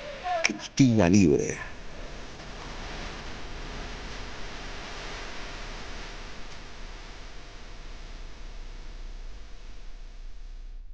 Seguí a la Cámara de Diputados de la Provincia de Buenos Aires a través de sus redes sociales y entérate de todas las actividades legislativas en Instagram y Facebook como @diputadosBA y en Twitter como HCDiputadosBA. Daniel Tonietti está en AM530. Vamos a saludarlo al secretario general de la UOM, Unión Obrera Metalúrgica, Abel Furlan. Abel, muy buenos días, ¿cómo estás? Acá hay un intento claramente de someter a la grande mayoría popular y fundamentalmente a los trabajadores mediante un proceso político, económico y social que cada vez ajusta más sobre las grandes mayorías populares y fundamentalmente sobre los trabajadores, que tienen hoy por hoy un cepo a la hora de discutir la paritaria. A las 10, siempre soy en AM530. Construimos comunidad, buscamos la verdad, siempre. Buscamos informar, escuchar, debatir, pensar, para acercarnos entre todos a la realidad. AM530 Somos Radio. Buscamos la verdad, siempre. Ideas que vuelvan. No, en el entretiempo estábamos todos así, mira. Como estamos no, escuchá, esta es bárbara. Hagan silencio. En el entretiempo venimos del baile. Sí. Estábamos todos así. ¿En serio en silencio? Sí, 5 minutos, 10 minutos, 15, dijimos, bueno. Viene el árbitro, hace pipi para adentro de la cancha y dijimos, bueno, levantamos y nos fuimos para el túnel, nos vamos caminando por el túnel y ahí Bilardo de atrás dijo, Perdón, me olvidaba. Llego a la puerta, abro y la cierro. Uy, digo, puta, me olvidé de decirle algo. Digo, no se la den más a los de amarillo porque nos van a ganar, ¿eh? Y me fui. Eso fue todo lo que dijiste. Digo, esto me tiran con algo. ¿Qué le iba a decir? ¿Sabes todo lo que había que arreglar? Que vuelvan las ideas.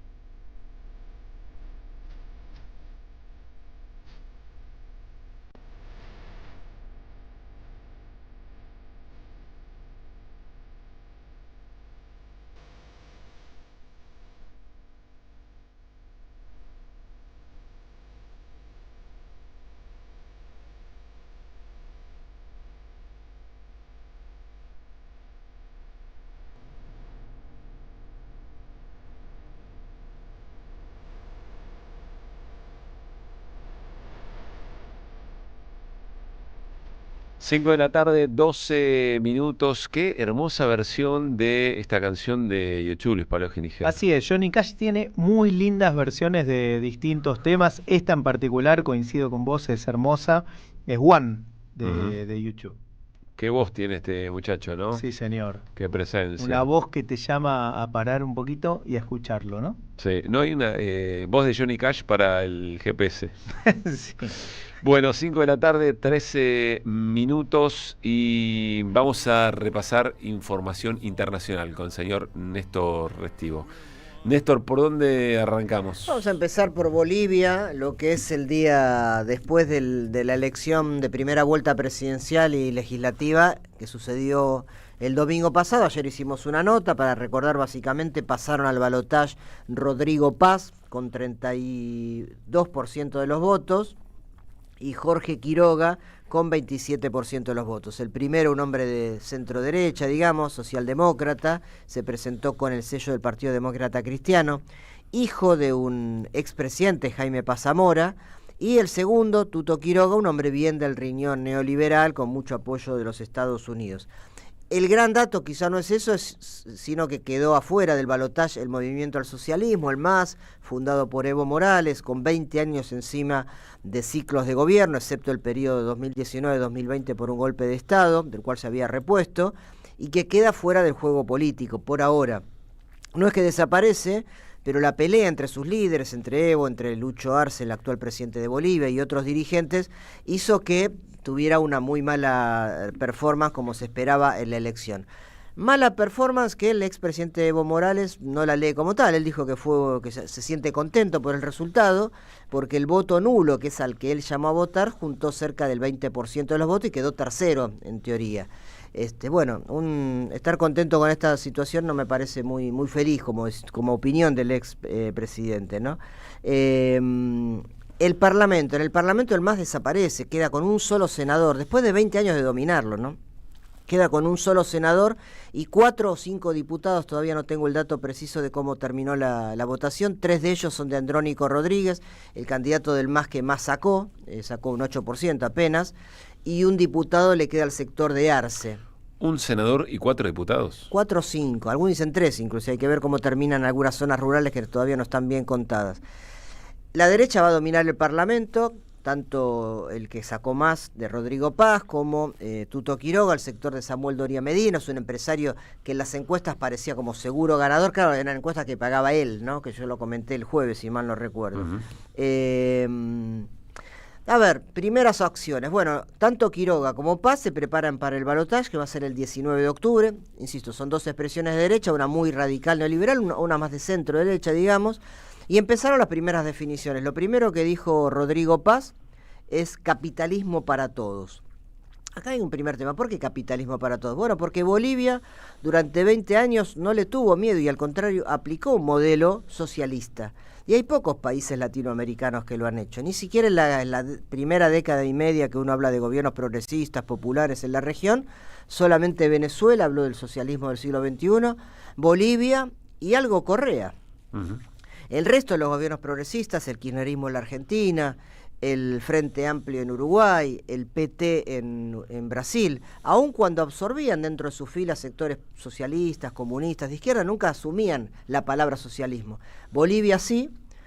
Paz entiende que eso está como agotado y por eso sale como contracara a pedir socialismo para todos. Perdón, capitalismo para todos. Capitalismo con rostro, el famoso capitalismo con rostro humano. Con rostro humano. Él es un tipo, según me dicen, que entiende el rol del Estado, el rol del mercado. Pero acá es importante que ese discurso y por va a tener que desmarcarse del rival, digamos. Exacto, ¿no? Exacto. El otro sabe que va a tener una posición mucho más neoliberal. Veamos si producción lo pone un mapa en los que nos siguen por YouTube, al menos, en dónde ganó Rodrigo Paz. Toda esa franja azul que se ve, que es en el altiplano boliviano, en el oeste boliviano, era lo que tradicionalmente era el MAS, que es la zona de Cochabamba, de La Paz, de Oruro, la zona más minera, campesina y alta de Bolivia. El este, en general, es más conservador y ganaba siempre la derecha. Bueno, donde ganaba el MAS, en el oeste, que es esa franja azul para los que nos siguen por YouTube. Pero sí, si es el margen y un poquito más, no solamente el margen, pero el margen y hacia el centro. La mitad oeste del país, es el altiplano. Uno le dice el país del altiplano. Bueno, el país del altiplano es la mitad, porque el otro país es llano, ¿no? Santa Cruz de la Sierra y todo eso. Bueno, todo eso lo ganó Paz, salvo un rinconcito de arriba. Es decir, que Paz ganó donde tradicionalmente ganaba el MAS. Él pudo seducir al electorado del MAS, que lo acompañó a Evo, que lo acompañó a Lucho, y que se cansó de las internas, porque las internas además le afectaba la vida diaria, la inflación, por la mala gestión económica de Arce, ¿no? La falta de combustible, los piquetes, el problema de fractura que había en el MAS perjudicaba mucho la vida cotidiana, y ese sector prefirió no votar a un neoliberal duro como Tuto, pero sí votar a alguien que además había recorrido mucho la zona del altiplano en estos meses, y que estaba fuera del radar de las encuestas, ¿no? Algunos temas que tiene Paz, que es el candidato que sacó 5 puntos de diferencia en el balotaje y que ya muchos dijeron que lo van a apoyar, con lo cual uno podría decir que pican punto, son los siguientes. Él fue alcalde de Tarija, que es una localidad muy importante de Bolivia, del sur, cercana a la Argentina, pero no tiene cuadros de gobierno nacional. Ahí ya todos le están ofreciendo sus cuadros para quedarse con negocios o con sectores, ¿no? Tiene la experiencia del padre que vive, Jaime Paz Zamora, que está retirado. Es un hombre que en los 70 fundó el MIR en Bolivia. El MIR de Bolivia no era el MIR de Chile ni otros MIRes, era un partido de izquierda, pero que enseguida se corrió a la socialdemocracia, digamos. Y es un hombre que tiene mucho contacto internacional. Tanto el padre como el hijo, eventualmente si gana la presidencia, son tipos de mucho diálogo, inclusive con el MAS, bastante componedores, pero no tiene equipos de gobierno. Ahí va a tener que tener una primera negociación. Después tiene el Parlamento. El Parlamento es el que tiene la bancada mayoritaria, pero no la mayoría. Con lo cual, lo que se va a venir, sin duda, es un debate sobre la Constitución boliviana. Esto es lo que hablé con gente que conoce el paño, que viven en Bolivia. Una suerte de contrarreforma. Exactamente. La Constitución boliviana es muy avanzada, es la que hizo el MAS, es lo mismo que pasó con Correa en Ecuador, lo que no se pudo hacer aquí, por ejemplo, pero una constitución muy avanzada en derechos sociales y también en derechos soberanos y estratégicos. Por ejemplo, los recursos naturales son de Bolivia. Y ahí hay una primera pelea. Si vos querés hacer un programa más neoliberal, más amigable con el mercado, vas a tener que reformar la Constitución y hay un tema ahí con cómo se va a negociar ese asunto, ¿no? La izquierda del MAS, como digo, que defendería la no reforma, o en todo caso defender lo conquistado en 20 años, que fue por supuesto históricamente ejemplar para Bolivia, va a tener que dar la pelea de otro lado, la tendrá que dar en la calle, la tendrá que dar en otra zona, o negociando con el presidente Paz, si es que gana Paz. Si gana Tuto Quiroga, por supuesto le va a resultar más fácil, porque tiene todo el apoyo estadounidense.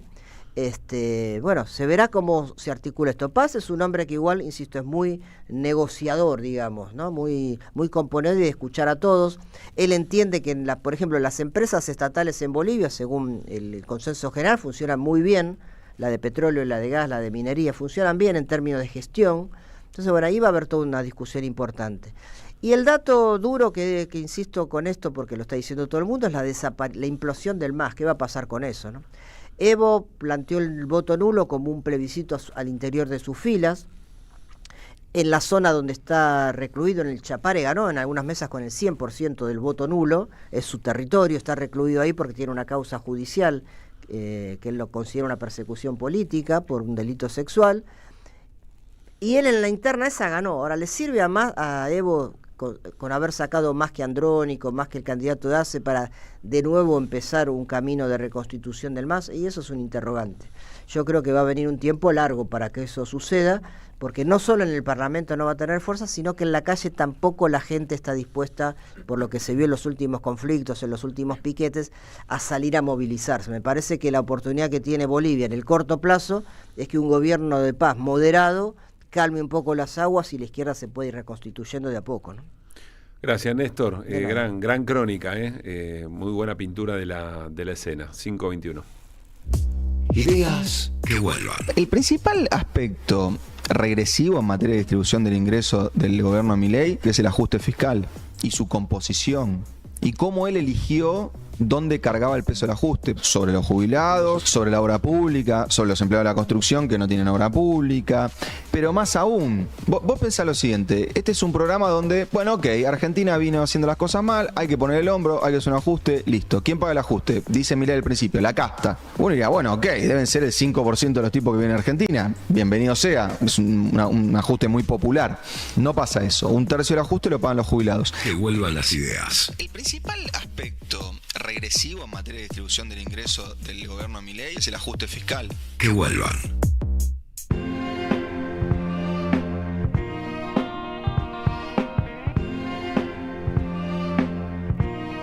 Más información, Luis Paginiger, nos metemos en tema INTI. Sí, porque esta mañana se llevó adelante yo lo definiría como un acto político unitario muy importante, me parece a mí, sobre todo teniendo en cuenta algo que nosotros mismos desde este espacio reclamamos seguido, y es la unidad de las luchas, ¿no? La necesidad de que confluyan cada uno de los reclamos en una lucha común.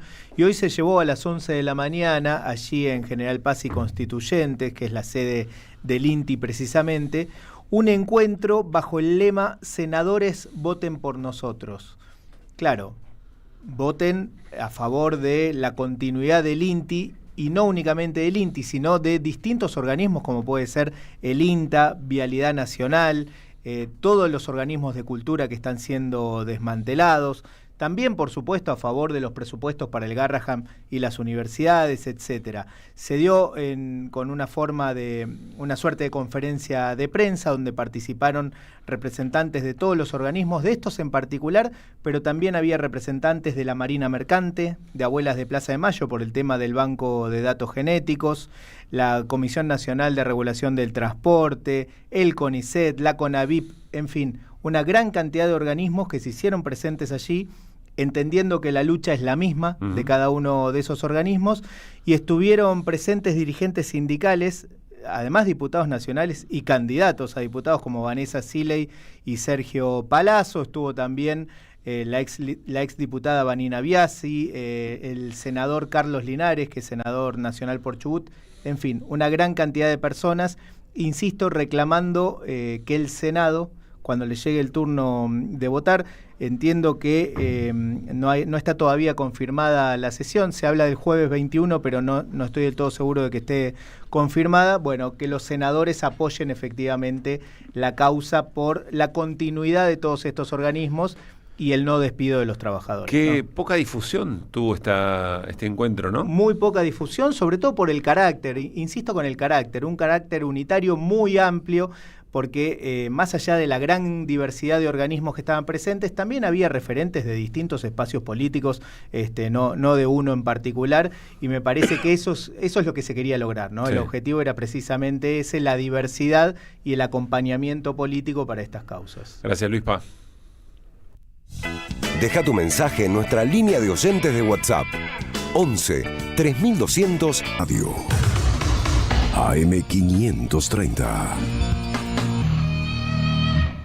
Neoliberalismo y resistencias en América Latina, volumen 2. 6 agudos investigadores nos invitan a pensar en torno a los modelos de integración regional ante las complejidades del tablero geopolítico del siglo XXI. Compilado por Sebastián Pasquiarello y Juan Facundo Muccia, miembros del CEDI, Centro de Estudios para el Desarrollo Integral, con prólogo del ex canciller Rafael Bielsa. Conseguilo en librerías y en edicionessicus.com.ar. Te esperamos en nuestra librería Café de Adolfo Alsina 685, Capital Federal. Ediciones Sicus. Libros para una cultura de la integración. ¿Sabías que estás increíblemente cerca de una de las catedrales más importantes del mundo? ¿De un teatro a la altura de la Scala de Milano? ¿De un museo de ciencias naturales tan impactante como el Smithsonian de Washington? ¿De un parque infantil que inspiró al mismísimo Walt Disney? ¿Y de la primera ciudad planificada de Latinoamérica?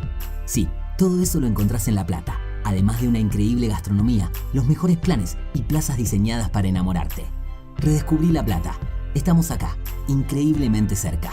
Municipalidad de La Plata. Ya sabés que este 7 de septiembre se vota en la provincia. Ahora es importante que consultes dónde votás. Ingresá en padrón.gba.gov.ar, carga tus datos y listo. Elecciones bonaerenses. Gobierno de la Provincia de Buenos Aires. Tronador, agua mineral, botellones y dispensers para el hogar y la oficina. Hacé tu pedido al 4201-2627 o mandanos un mail a info@aguatronador.com.ar. Tronador, agua de mesa envasada. 12 de octubre 632 en Avellaneda. La Ley 27.675 amplió los derechos de las personas con VIH, hepatitis virales, infecciones de transmisión sexual y tuberculosis, garantizando respuesta integral que incluye prevención, diagnóstico y tratamiento, prohibición de pruebas de VIH en el trabajo, jubilación especial y pensión según requisitos, y leche gratuita por 18 meses para bebés de personas con VIH. El primer paso para defender nuestros derechos es conocerlos. Por una Argentina inclusiva, un proyecto de alcance nacional realizado por Amar Córdoba, Fundación por una Sociedad Empoderada de Lanús, Fundación Rumbos de Ramallo, Redes Nuevas Fronteras de Mendoza y Red de Personas Viviendo con VIH de Mar del Plata. Ya sabés que este 7 de septiembre se vota en la provincia. Ahora es importante que consultes dónde votás. Ingresá en padrón.gba.gov.ar, carga tus datos y listo. Elecciones bonaerenses. Gobierno de la Provincia de Buenos Aires. ICBC. El futuro nos inspira. AM530 Somos Radio. Buscamos la verdad siempre. El cafecito político. Juan Carlos Junio. Que vuelvan las ideas. ¿Qué nos dirán por no pensar lo mismo ahora que no existe el comunismo? El cafecito político. Somos del grupo Los Salieres de Charlie y le robamos melodías a él. Junio.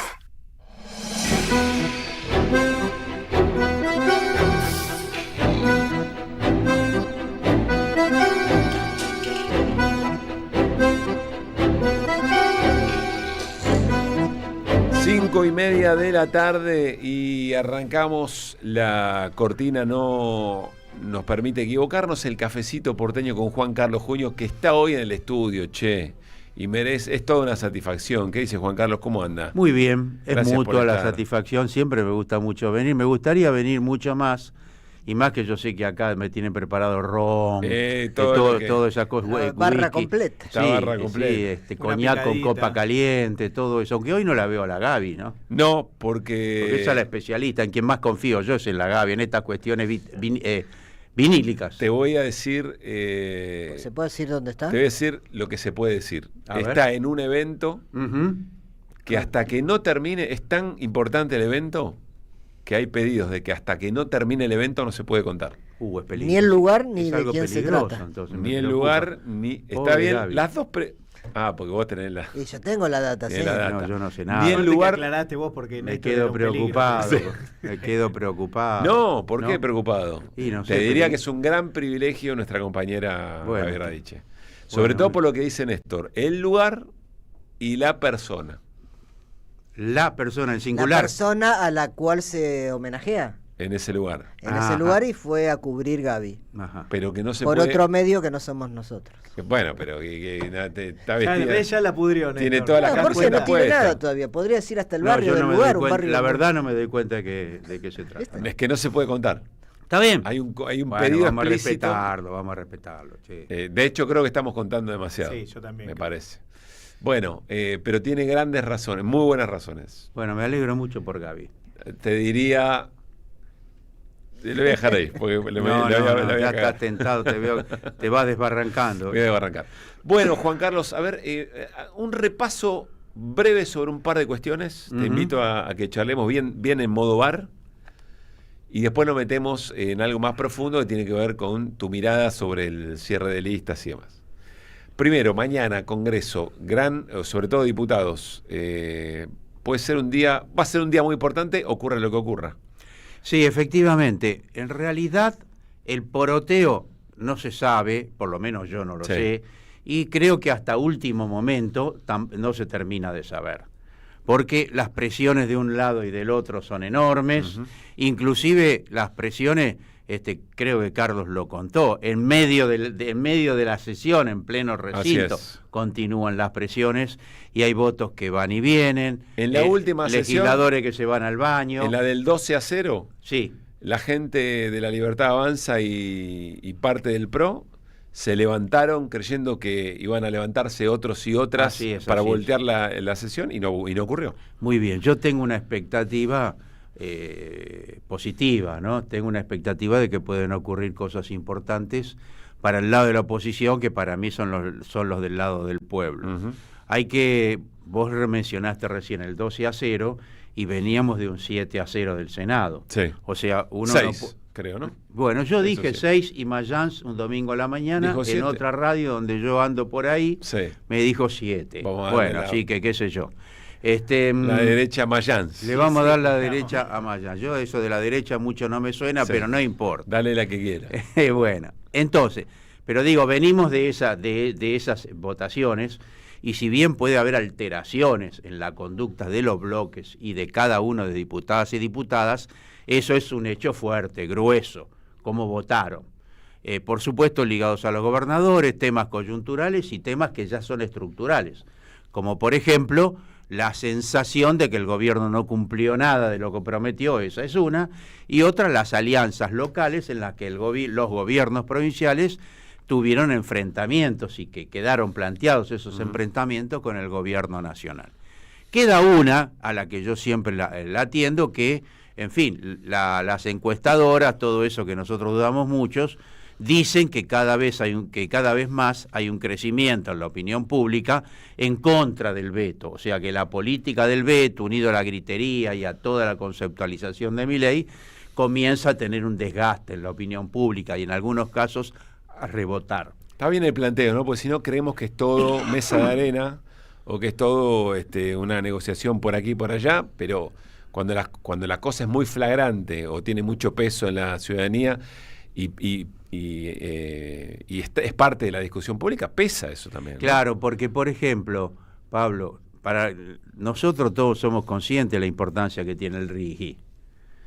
Pero es difícil que la gran mayoría de la sociedad lo aprecie claramente. Pero el Garrahan todos sabemos que penetró y discapacitados. Si en la calle es un acto de barbarie. Aprobó el RIGI, por ahí no pasa nada. Claro. Así que jodió a los del Garrahan. Sí, y los universitarios. Entonces todo el tema del veto yo creo que está ligado a ese desgaste, a que hay una respuesta de la opinión pública que nunca sabremos hasta dónde será suficiente, si se traduce en el voto, pero yo lo que además quiero significar que hay un crecimiento del rol del Parlamento precisamente a partir de esos 2 episodios últimos, más allá de que hubo otras oportunidades importantes del Parlamento.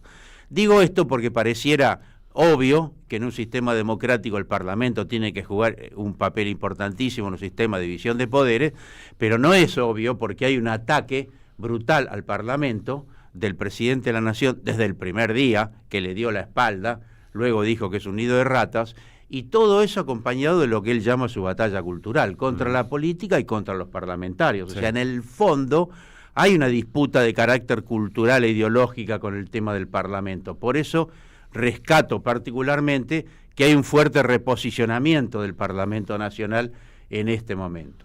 Bien, segundo tema del que quiere entrar y salir. Tema tasa, vos conocés mucho este asunto. Uno podría decir, bueno, el gobierno eventualmente la fue llevando porque el dólar hoy también sigue bajando, creo que son 12 días de corrido que el dólar baja. Las tasas muy altas, que iba a haber pesos por ahí, pero el gobierno sale al apretón monetario y a recoger todos los pesos que andaban sobrando por ahí, y lo hace en la licitación de ayer, con tasas muy, muy altas. ¿Vos dirías, bueno, el gobierno la manejó? ¿El gobierno la resolvió bien? ¿O es un problema que está ahí latente? ¿Qué otros problemas conlleva en el día a día? No, me inclino por lo último, porque el gobierno la va llevando a un costo fenomenal, pero en realidad hay que ubicarse que la va llevando en medio de que se viene desbarrancando.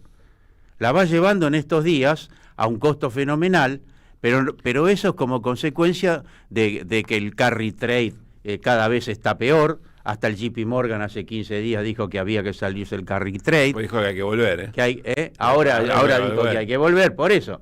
El JP Morgan tasa alta, dólar bajando.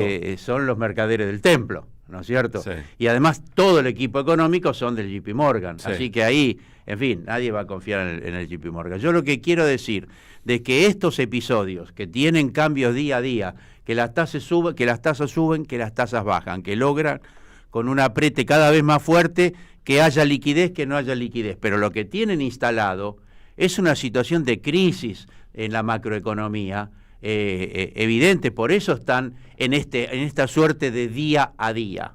Claro. Porque no es que si no, un día gana, otro día pierde. Eso en el marco de que tiene una situación que se le ha tornado inmanejable. Pero lo principal para no quedarnos en si un día hay más liquidez, menos liquidez, baja el encaje, entonces le otorga a los bancos un poco más de liquidez, sube el encaje, lo deja sin un peso. Bueno, lo que importa, o alguna de las cosas principales que importan es ver siempre pensando en la economía real.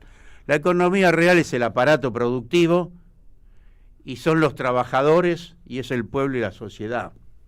Eso es la economía real, sino ¿qué es?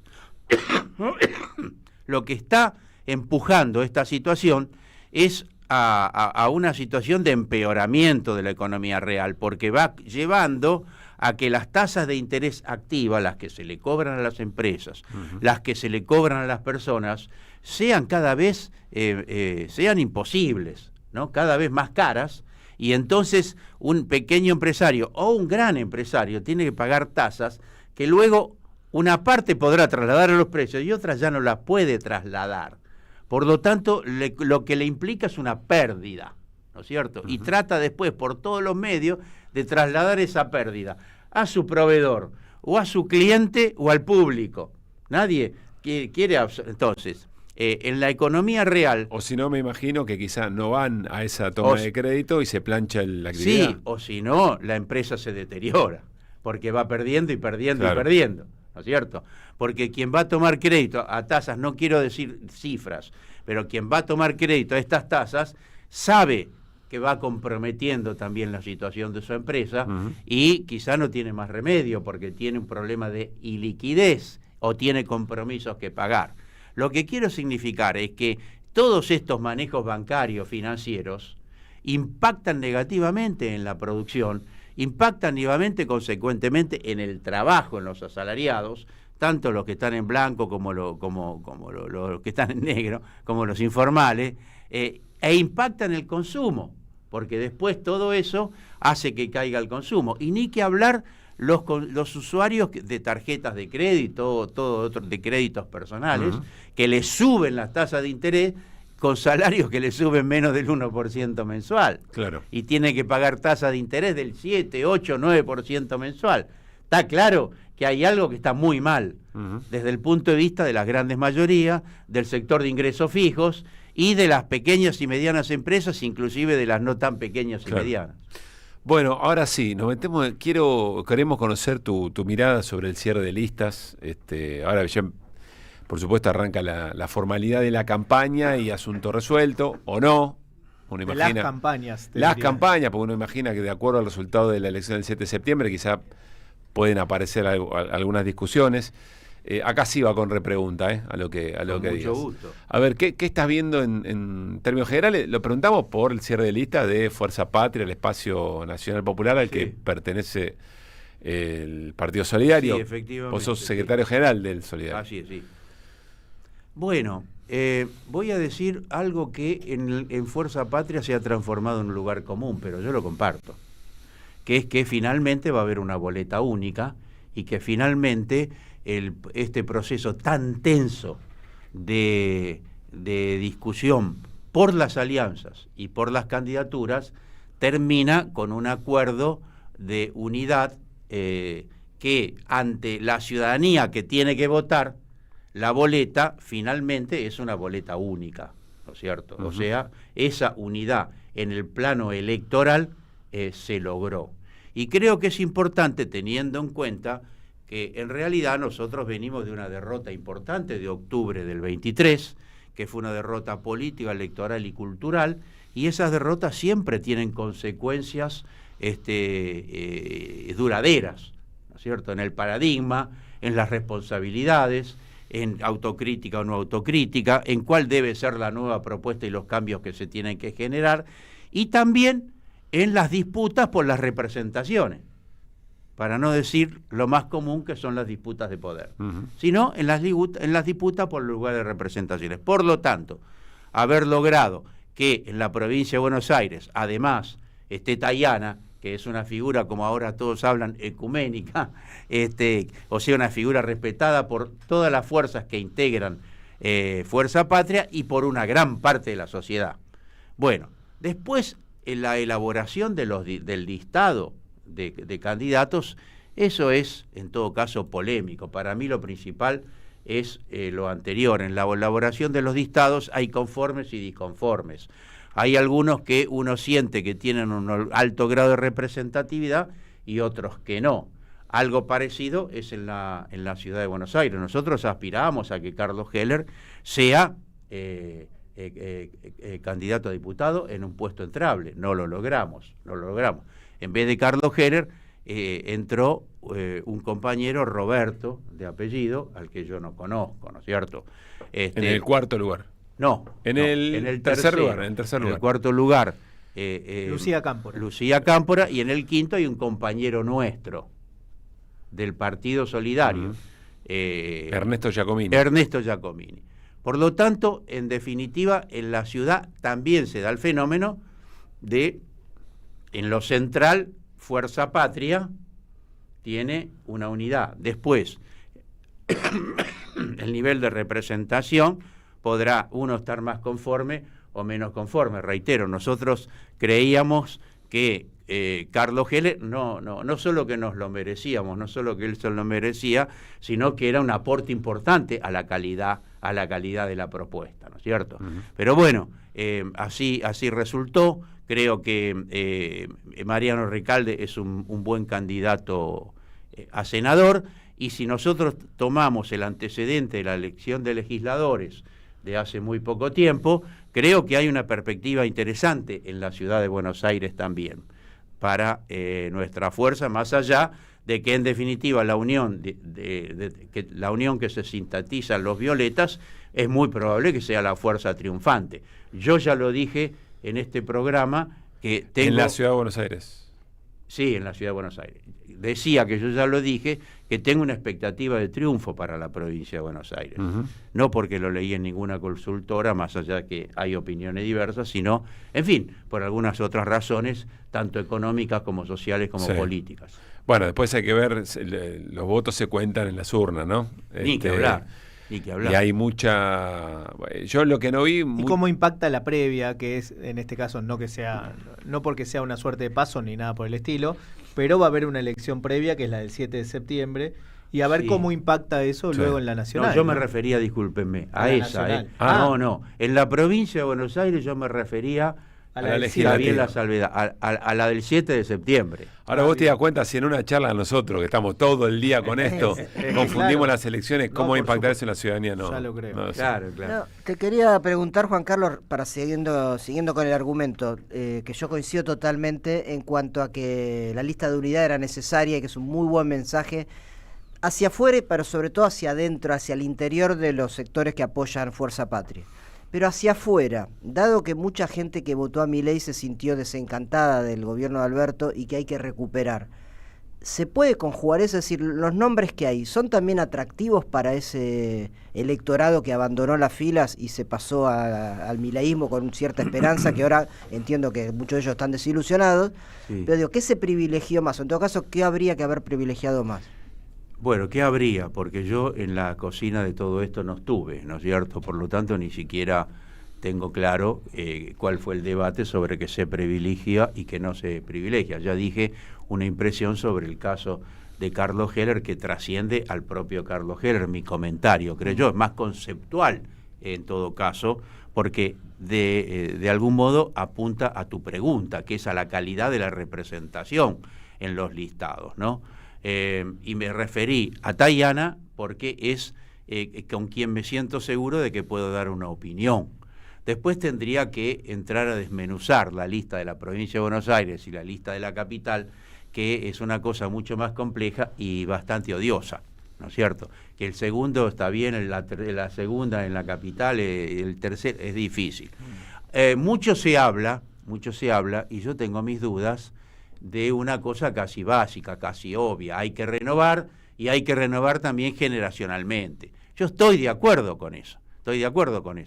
Por eso, así como nos lamentamos mucho el tema de que no está Carlos Heller, también estamos felices de que nuestro compañero Ernesto Giacomini tiene 40 años y es un joven que para nuestro partido y en la perspectiva no solo del partido, sino en general, creo que es una necesidad. Y en las legislativas nosotros fuimos con una compañera que tiene 37, 38, Nati Stopani. O sea que yo creo que esas cosas, y no sé, habría que pensarlo bien si no hay una parte de eso.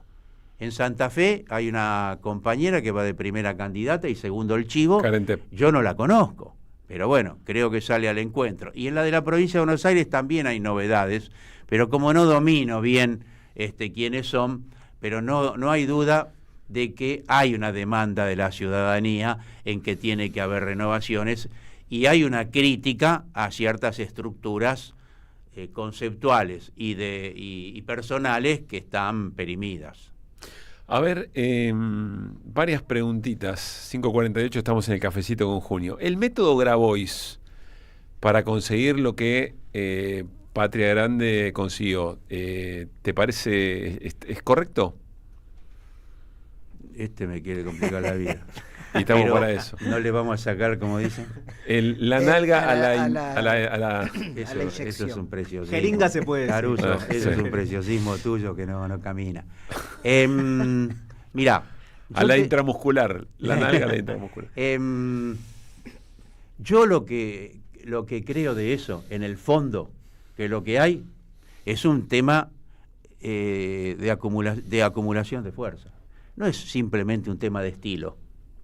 Si vos lo que te referís o me preguntás es si al estilo, el estilo de Grabois... No, yo digo, la unidad es lo más importante y todos tenían en cuenta que era lo más importante. Sí. Y Grabois fue a presionar sobre lo más frágil que tiene el armado. Y sobre esa presión, sobre lo más frágil, nosotros no lo hubiéramos hecho, creo, con ese... Porque no es que lo metodológico y las formas son poco importantes. Quizá lo más importante es lo de fondo, que es lo que quería decir. Porque vos podés ser muy prolijo o muy bestial, pero tenés que tener una acumulación para hacerlo.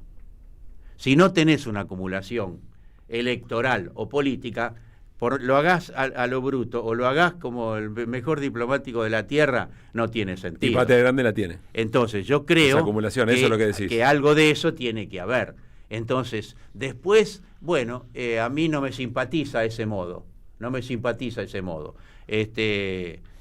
Pero bueno, lo de fondo es que tenía la posibilidad de reclamar lugares que, si los lugares que logró son proporcionales a esa acumulación o no tienen proporcionalidad y son exagerados o están minimizados, eso también forma parte.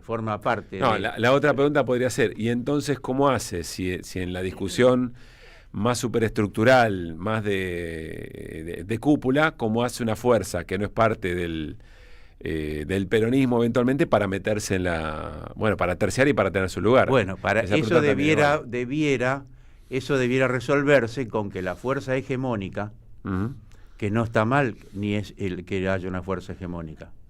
La hegemonía no la inventó Gramsci cuando escribió un libro. Gramsci hizo teoría, doctrina, fue un genio, pero la hegemonía existe desde que el mundo es mundo. Si yo tengo 100.000 hombres y vos 10.000, y si yo tengo 30 senadores en el Senado romano y vos tenés 2, entonces tengo la hegemonía. Entonces el problema es que en un frente político o en un bloque político-social, hablando de Gramsci, él planteaba esto del bloque político-social, quien tiene la hegemonía tiene que tener un sentido democrático y de manejo equilibrado de las relaciones de fuerza para que las otras fuerzas políticas, sociales o culturales que integran puedan entonces tener lugares de representación. Si no, no está bien y genera tensiones y genera debilidades a esa fuerza, a ese proyecto, a ese diseño. Está clarísimo para mí el abordaje y la mirada. Estamos en el cafecito con Juan Carlos Juño, hoy en vivo, acá en los estudios de la 530. Bueno, entonces caminamos ahora hacia la campaña. Última pregunta sobre eso. Hay mucho de valoración de la unidad, que está muy bien. Ver Bolivia, aunque las situaciones son muy distintas, pero está claro. ¿Alcanza con el no a Milei o está faltando algo de, si vos querés, de futuro, de transformación en la propuesta? Quizás se da, no lo sabemos, ¿no? En la campaña. Ustedes me escucharon, como tenemos poco tiempo. Pero el programa, ¿no? Claro, la unidad es imprescindible. Más que programa, medida concreta para resolver problemas. Lógico. Sino muy genérico, ¿no? Quizá. Sí, pero no importa si un programa ordenado, uno de economía, uno de transporte, uno de cultura, uno de esto, uno eso puede ser así. Y eso se va constituyendo en las fuerzas políticas cuando las alianzas son duraderas. Y entonces el programa se va armando, se hace un congreso, se hace una conferencia, se discute, se polemiza y se va articulando un programa a la ciudadanía. Por eso acá no lo tenemos. Ahora, volviendo a la unidad, la desunión y la división, sin llegar a un caso tan extremo como el de Bolivia, es derrota. No, está bien, por eso digo. Es derrota. Eso está sin bien llegar a la catástrofe boliviana, que la historia no los absolverá. ¿Te alcanza con la unidad y el no a Milei? La unidad es imprescindible en todas las épocas. Ahora bien, si no hay ideas y no hay una propuesta a la sociedad, no alcanza. Nosotros tenemos que tener una propuesta a la sociedad. Y si no la tenemos es que alguna insuficiencia hay. Porque una propuesta a la sociedad de hecho implica asumir un debate con contradicciones. ¿Qué vamos a decir sobre la deuda? Bueno, ahí hay opiniones seguramente diversas. ¿Qué vamos a decir sobre la distribución de la riqueza? O sea, ¿vamos a hacer una ley tributaria de qué tipo? ¿A quién vamos a gravar y a quién no vamos a gravar? Y afrontar ese debate, que después termine en una línea o en 2 o en 3, es un debate espinoso, porque define a qué sectores vas a perjudicar y a qué sectores vas a beneficiar. Nuestra posición, siguiendo bastante a García Linera, aunque hoy vi una notita corta de esas de Alemán que indirectamente lo critica, yo estoy con García Linera, no es posible avanzar en los proyectos progresistas, creo que lo reitero en una contratapa de ayer o de antes de ayer de página, no es posible avanzar si los gobiernos progresistas no satisfacen las necesidades económicas, sociales y culturales de los pueblos. Y para eso tenés que establecer grandes reformas. Y me adelanto a decir, para que no me digan, bueno, pero eso no vengas con cuestiones revolucionarias. Por eso hablo de reformas. Y no es porque no me simpaticen las revoluciones sociales, ¿no? En la larga duración, como diría Brodel, acá miro a un amigo historiador que estudió, en la larga duración los grandes cambios de la humanidad se dan en las revoluciones sociales. Estamos hablando de que hay que definir ideas y algunas líneas troncales que encaren distribución de la riqueza de las minorías enriquecidas, no con este gobierno, ni siquiera con el gobierno de Alberto y ni siquiera con el de Macri. Hasta Cristina decía en su propio gobierno que se la llevan en pala, ¿se acuerda? O sea, en este sistema capitalista, que cada vez se concentra más, hay núcleos que tienen grandes riquezas y grandes patrimonios. Por lo tanto, ahí hay que ir. Y eso es un conflicto político. Y también en los planos culturales, y para eso tenés que tener un Estado fuerte que pueda regular el anti-Sturzenegger. Por algo ellos tienen un Sturzenegger, porque necesitan precisamente que no haya un Estado nacional que juegue un papel a favor de las grandes mayorías, fundamentalmente en la distribución de los bienes sociales, para atender las necesidades de la sociedad. Pero bueno, eso, como suele decirse, es otra historia. Con Laureano alcanza, me quedo con eso, y no un programa muy articulado, pero 3 o 4 ideas sobre cómo resolver esto. Por lo menos en esta etapa, y dentro de 2 años y 4 y 6 tendremos programas más articulados. Juan Carlos, gracias por haber venido. No, al contrario. Lindo cafecito, Lo tomamos hoy con Juan Carlos en este bar imaginario, charlando de la política así como en el bar. Bueno, nos estamos despidiendo y entiendo que vamos a celebrar los 80 años de Roberto Sánchez, de Sandro en el final, con un clip, con un armadito, algo lindo que armó Mariano Randazzo para la audiencia de Que Vuelvan las Ideas. Así que con esto saludamos, tengan muy lindo resto de martes y mañana a las 4 la seguimos. Pasen bien. Chao. Y atención,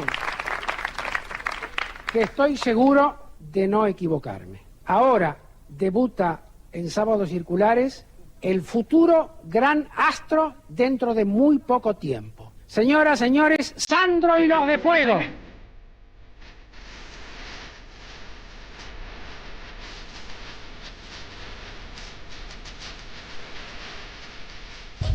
La piel se funde en una sola y llega un momento donde todo es rutina, es decir, tanto los éxitos como los fracasos, como los dolores de cabeza, como los problemas, como las cosas que te salen muy bien. Llega un momento, si vos me decís la pregunta, si no hubiera sido Sandro, ¿qué hubiera sido? Un frustrado, con toda honestidad un frustrado, un gran frustrado. Entonces, no sé, nunca se me ocurre el pensar en no tener éxito. Porque aparte, ¿qué es en sí el éxito? Es una palabra muy simple que la gente supone que abarca una serie de cosas inalcanzables. Y a lo mejor tiene tantas pequeñas cosas y no se dio cuenta que tuvo éxito.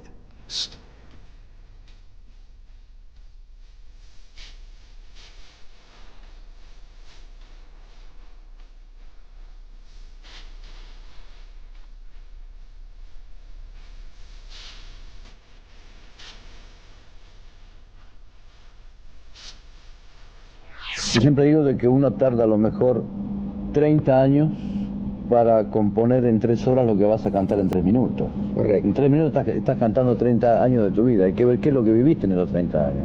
Y si fue intenso, maravilloso, ¿qué? ¿Y cómo lo vas a sintetizar en 3 minutos?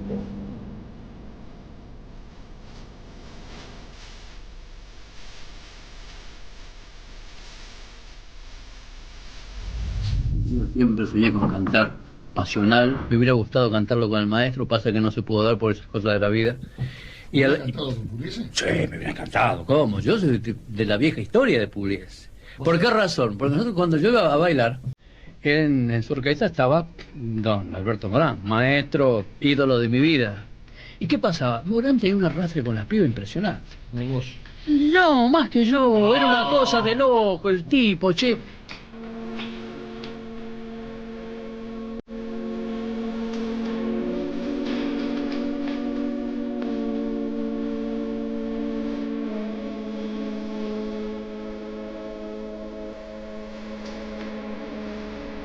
Tuve la maravillosa inconsciencia y la soberbia de creer que a mí no me iba a pasar, como hace todos aquellos que tenemos alguna adicción.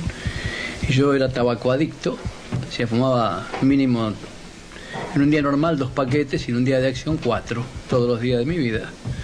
Entonces lentamente fui, y trabajosamente, bien elaborado, artesanal, fue un enfisema espectacular. Me vi en el espejo del baño que me iba poniendo azul y dije, bueno, ya está, quizá esto llegó hasta acá. Y ahí entonces decidí dejar el cigarrillo, dejar todo y entregarme a la mano de Dios. Yo no podía caminar 6 metros, no podía caminar 15 metros, yo no me podía bañar, no me podía poner el shampoo en la cabeza porque me faltaba el aire.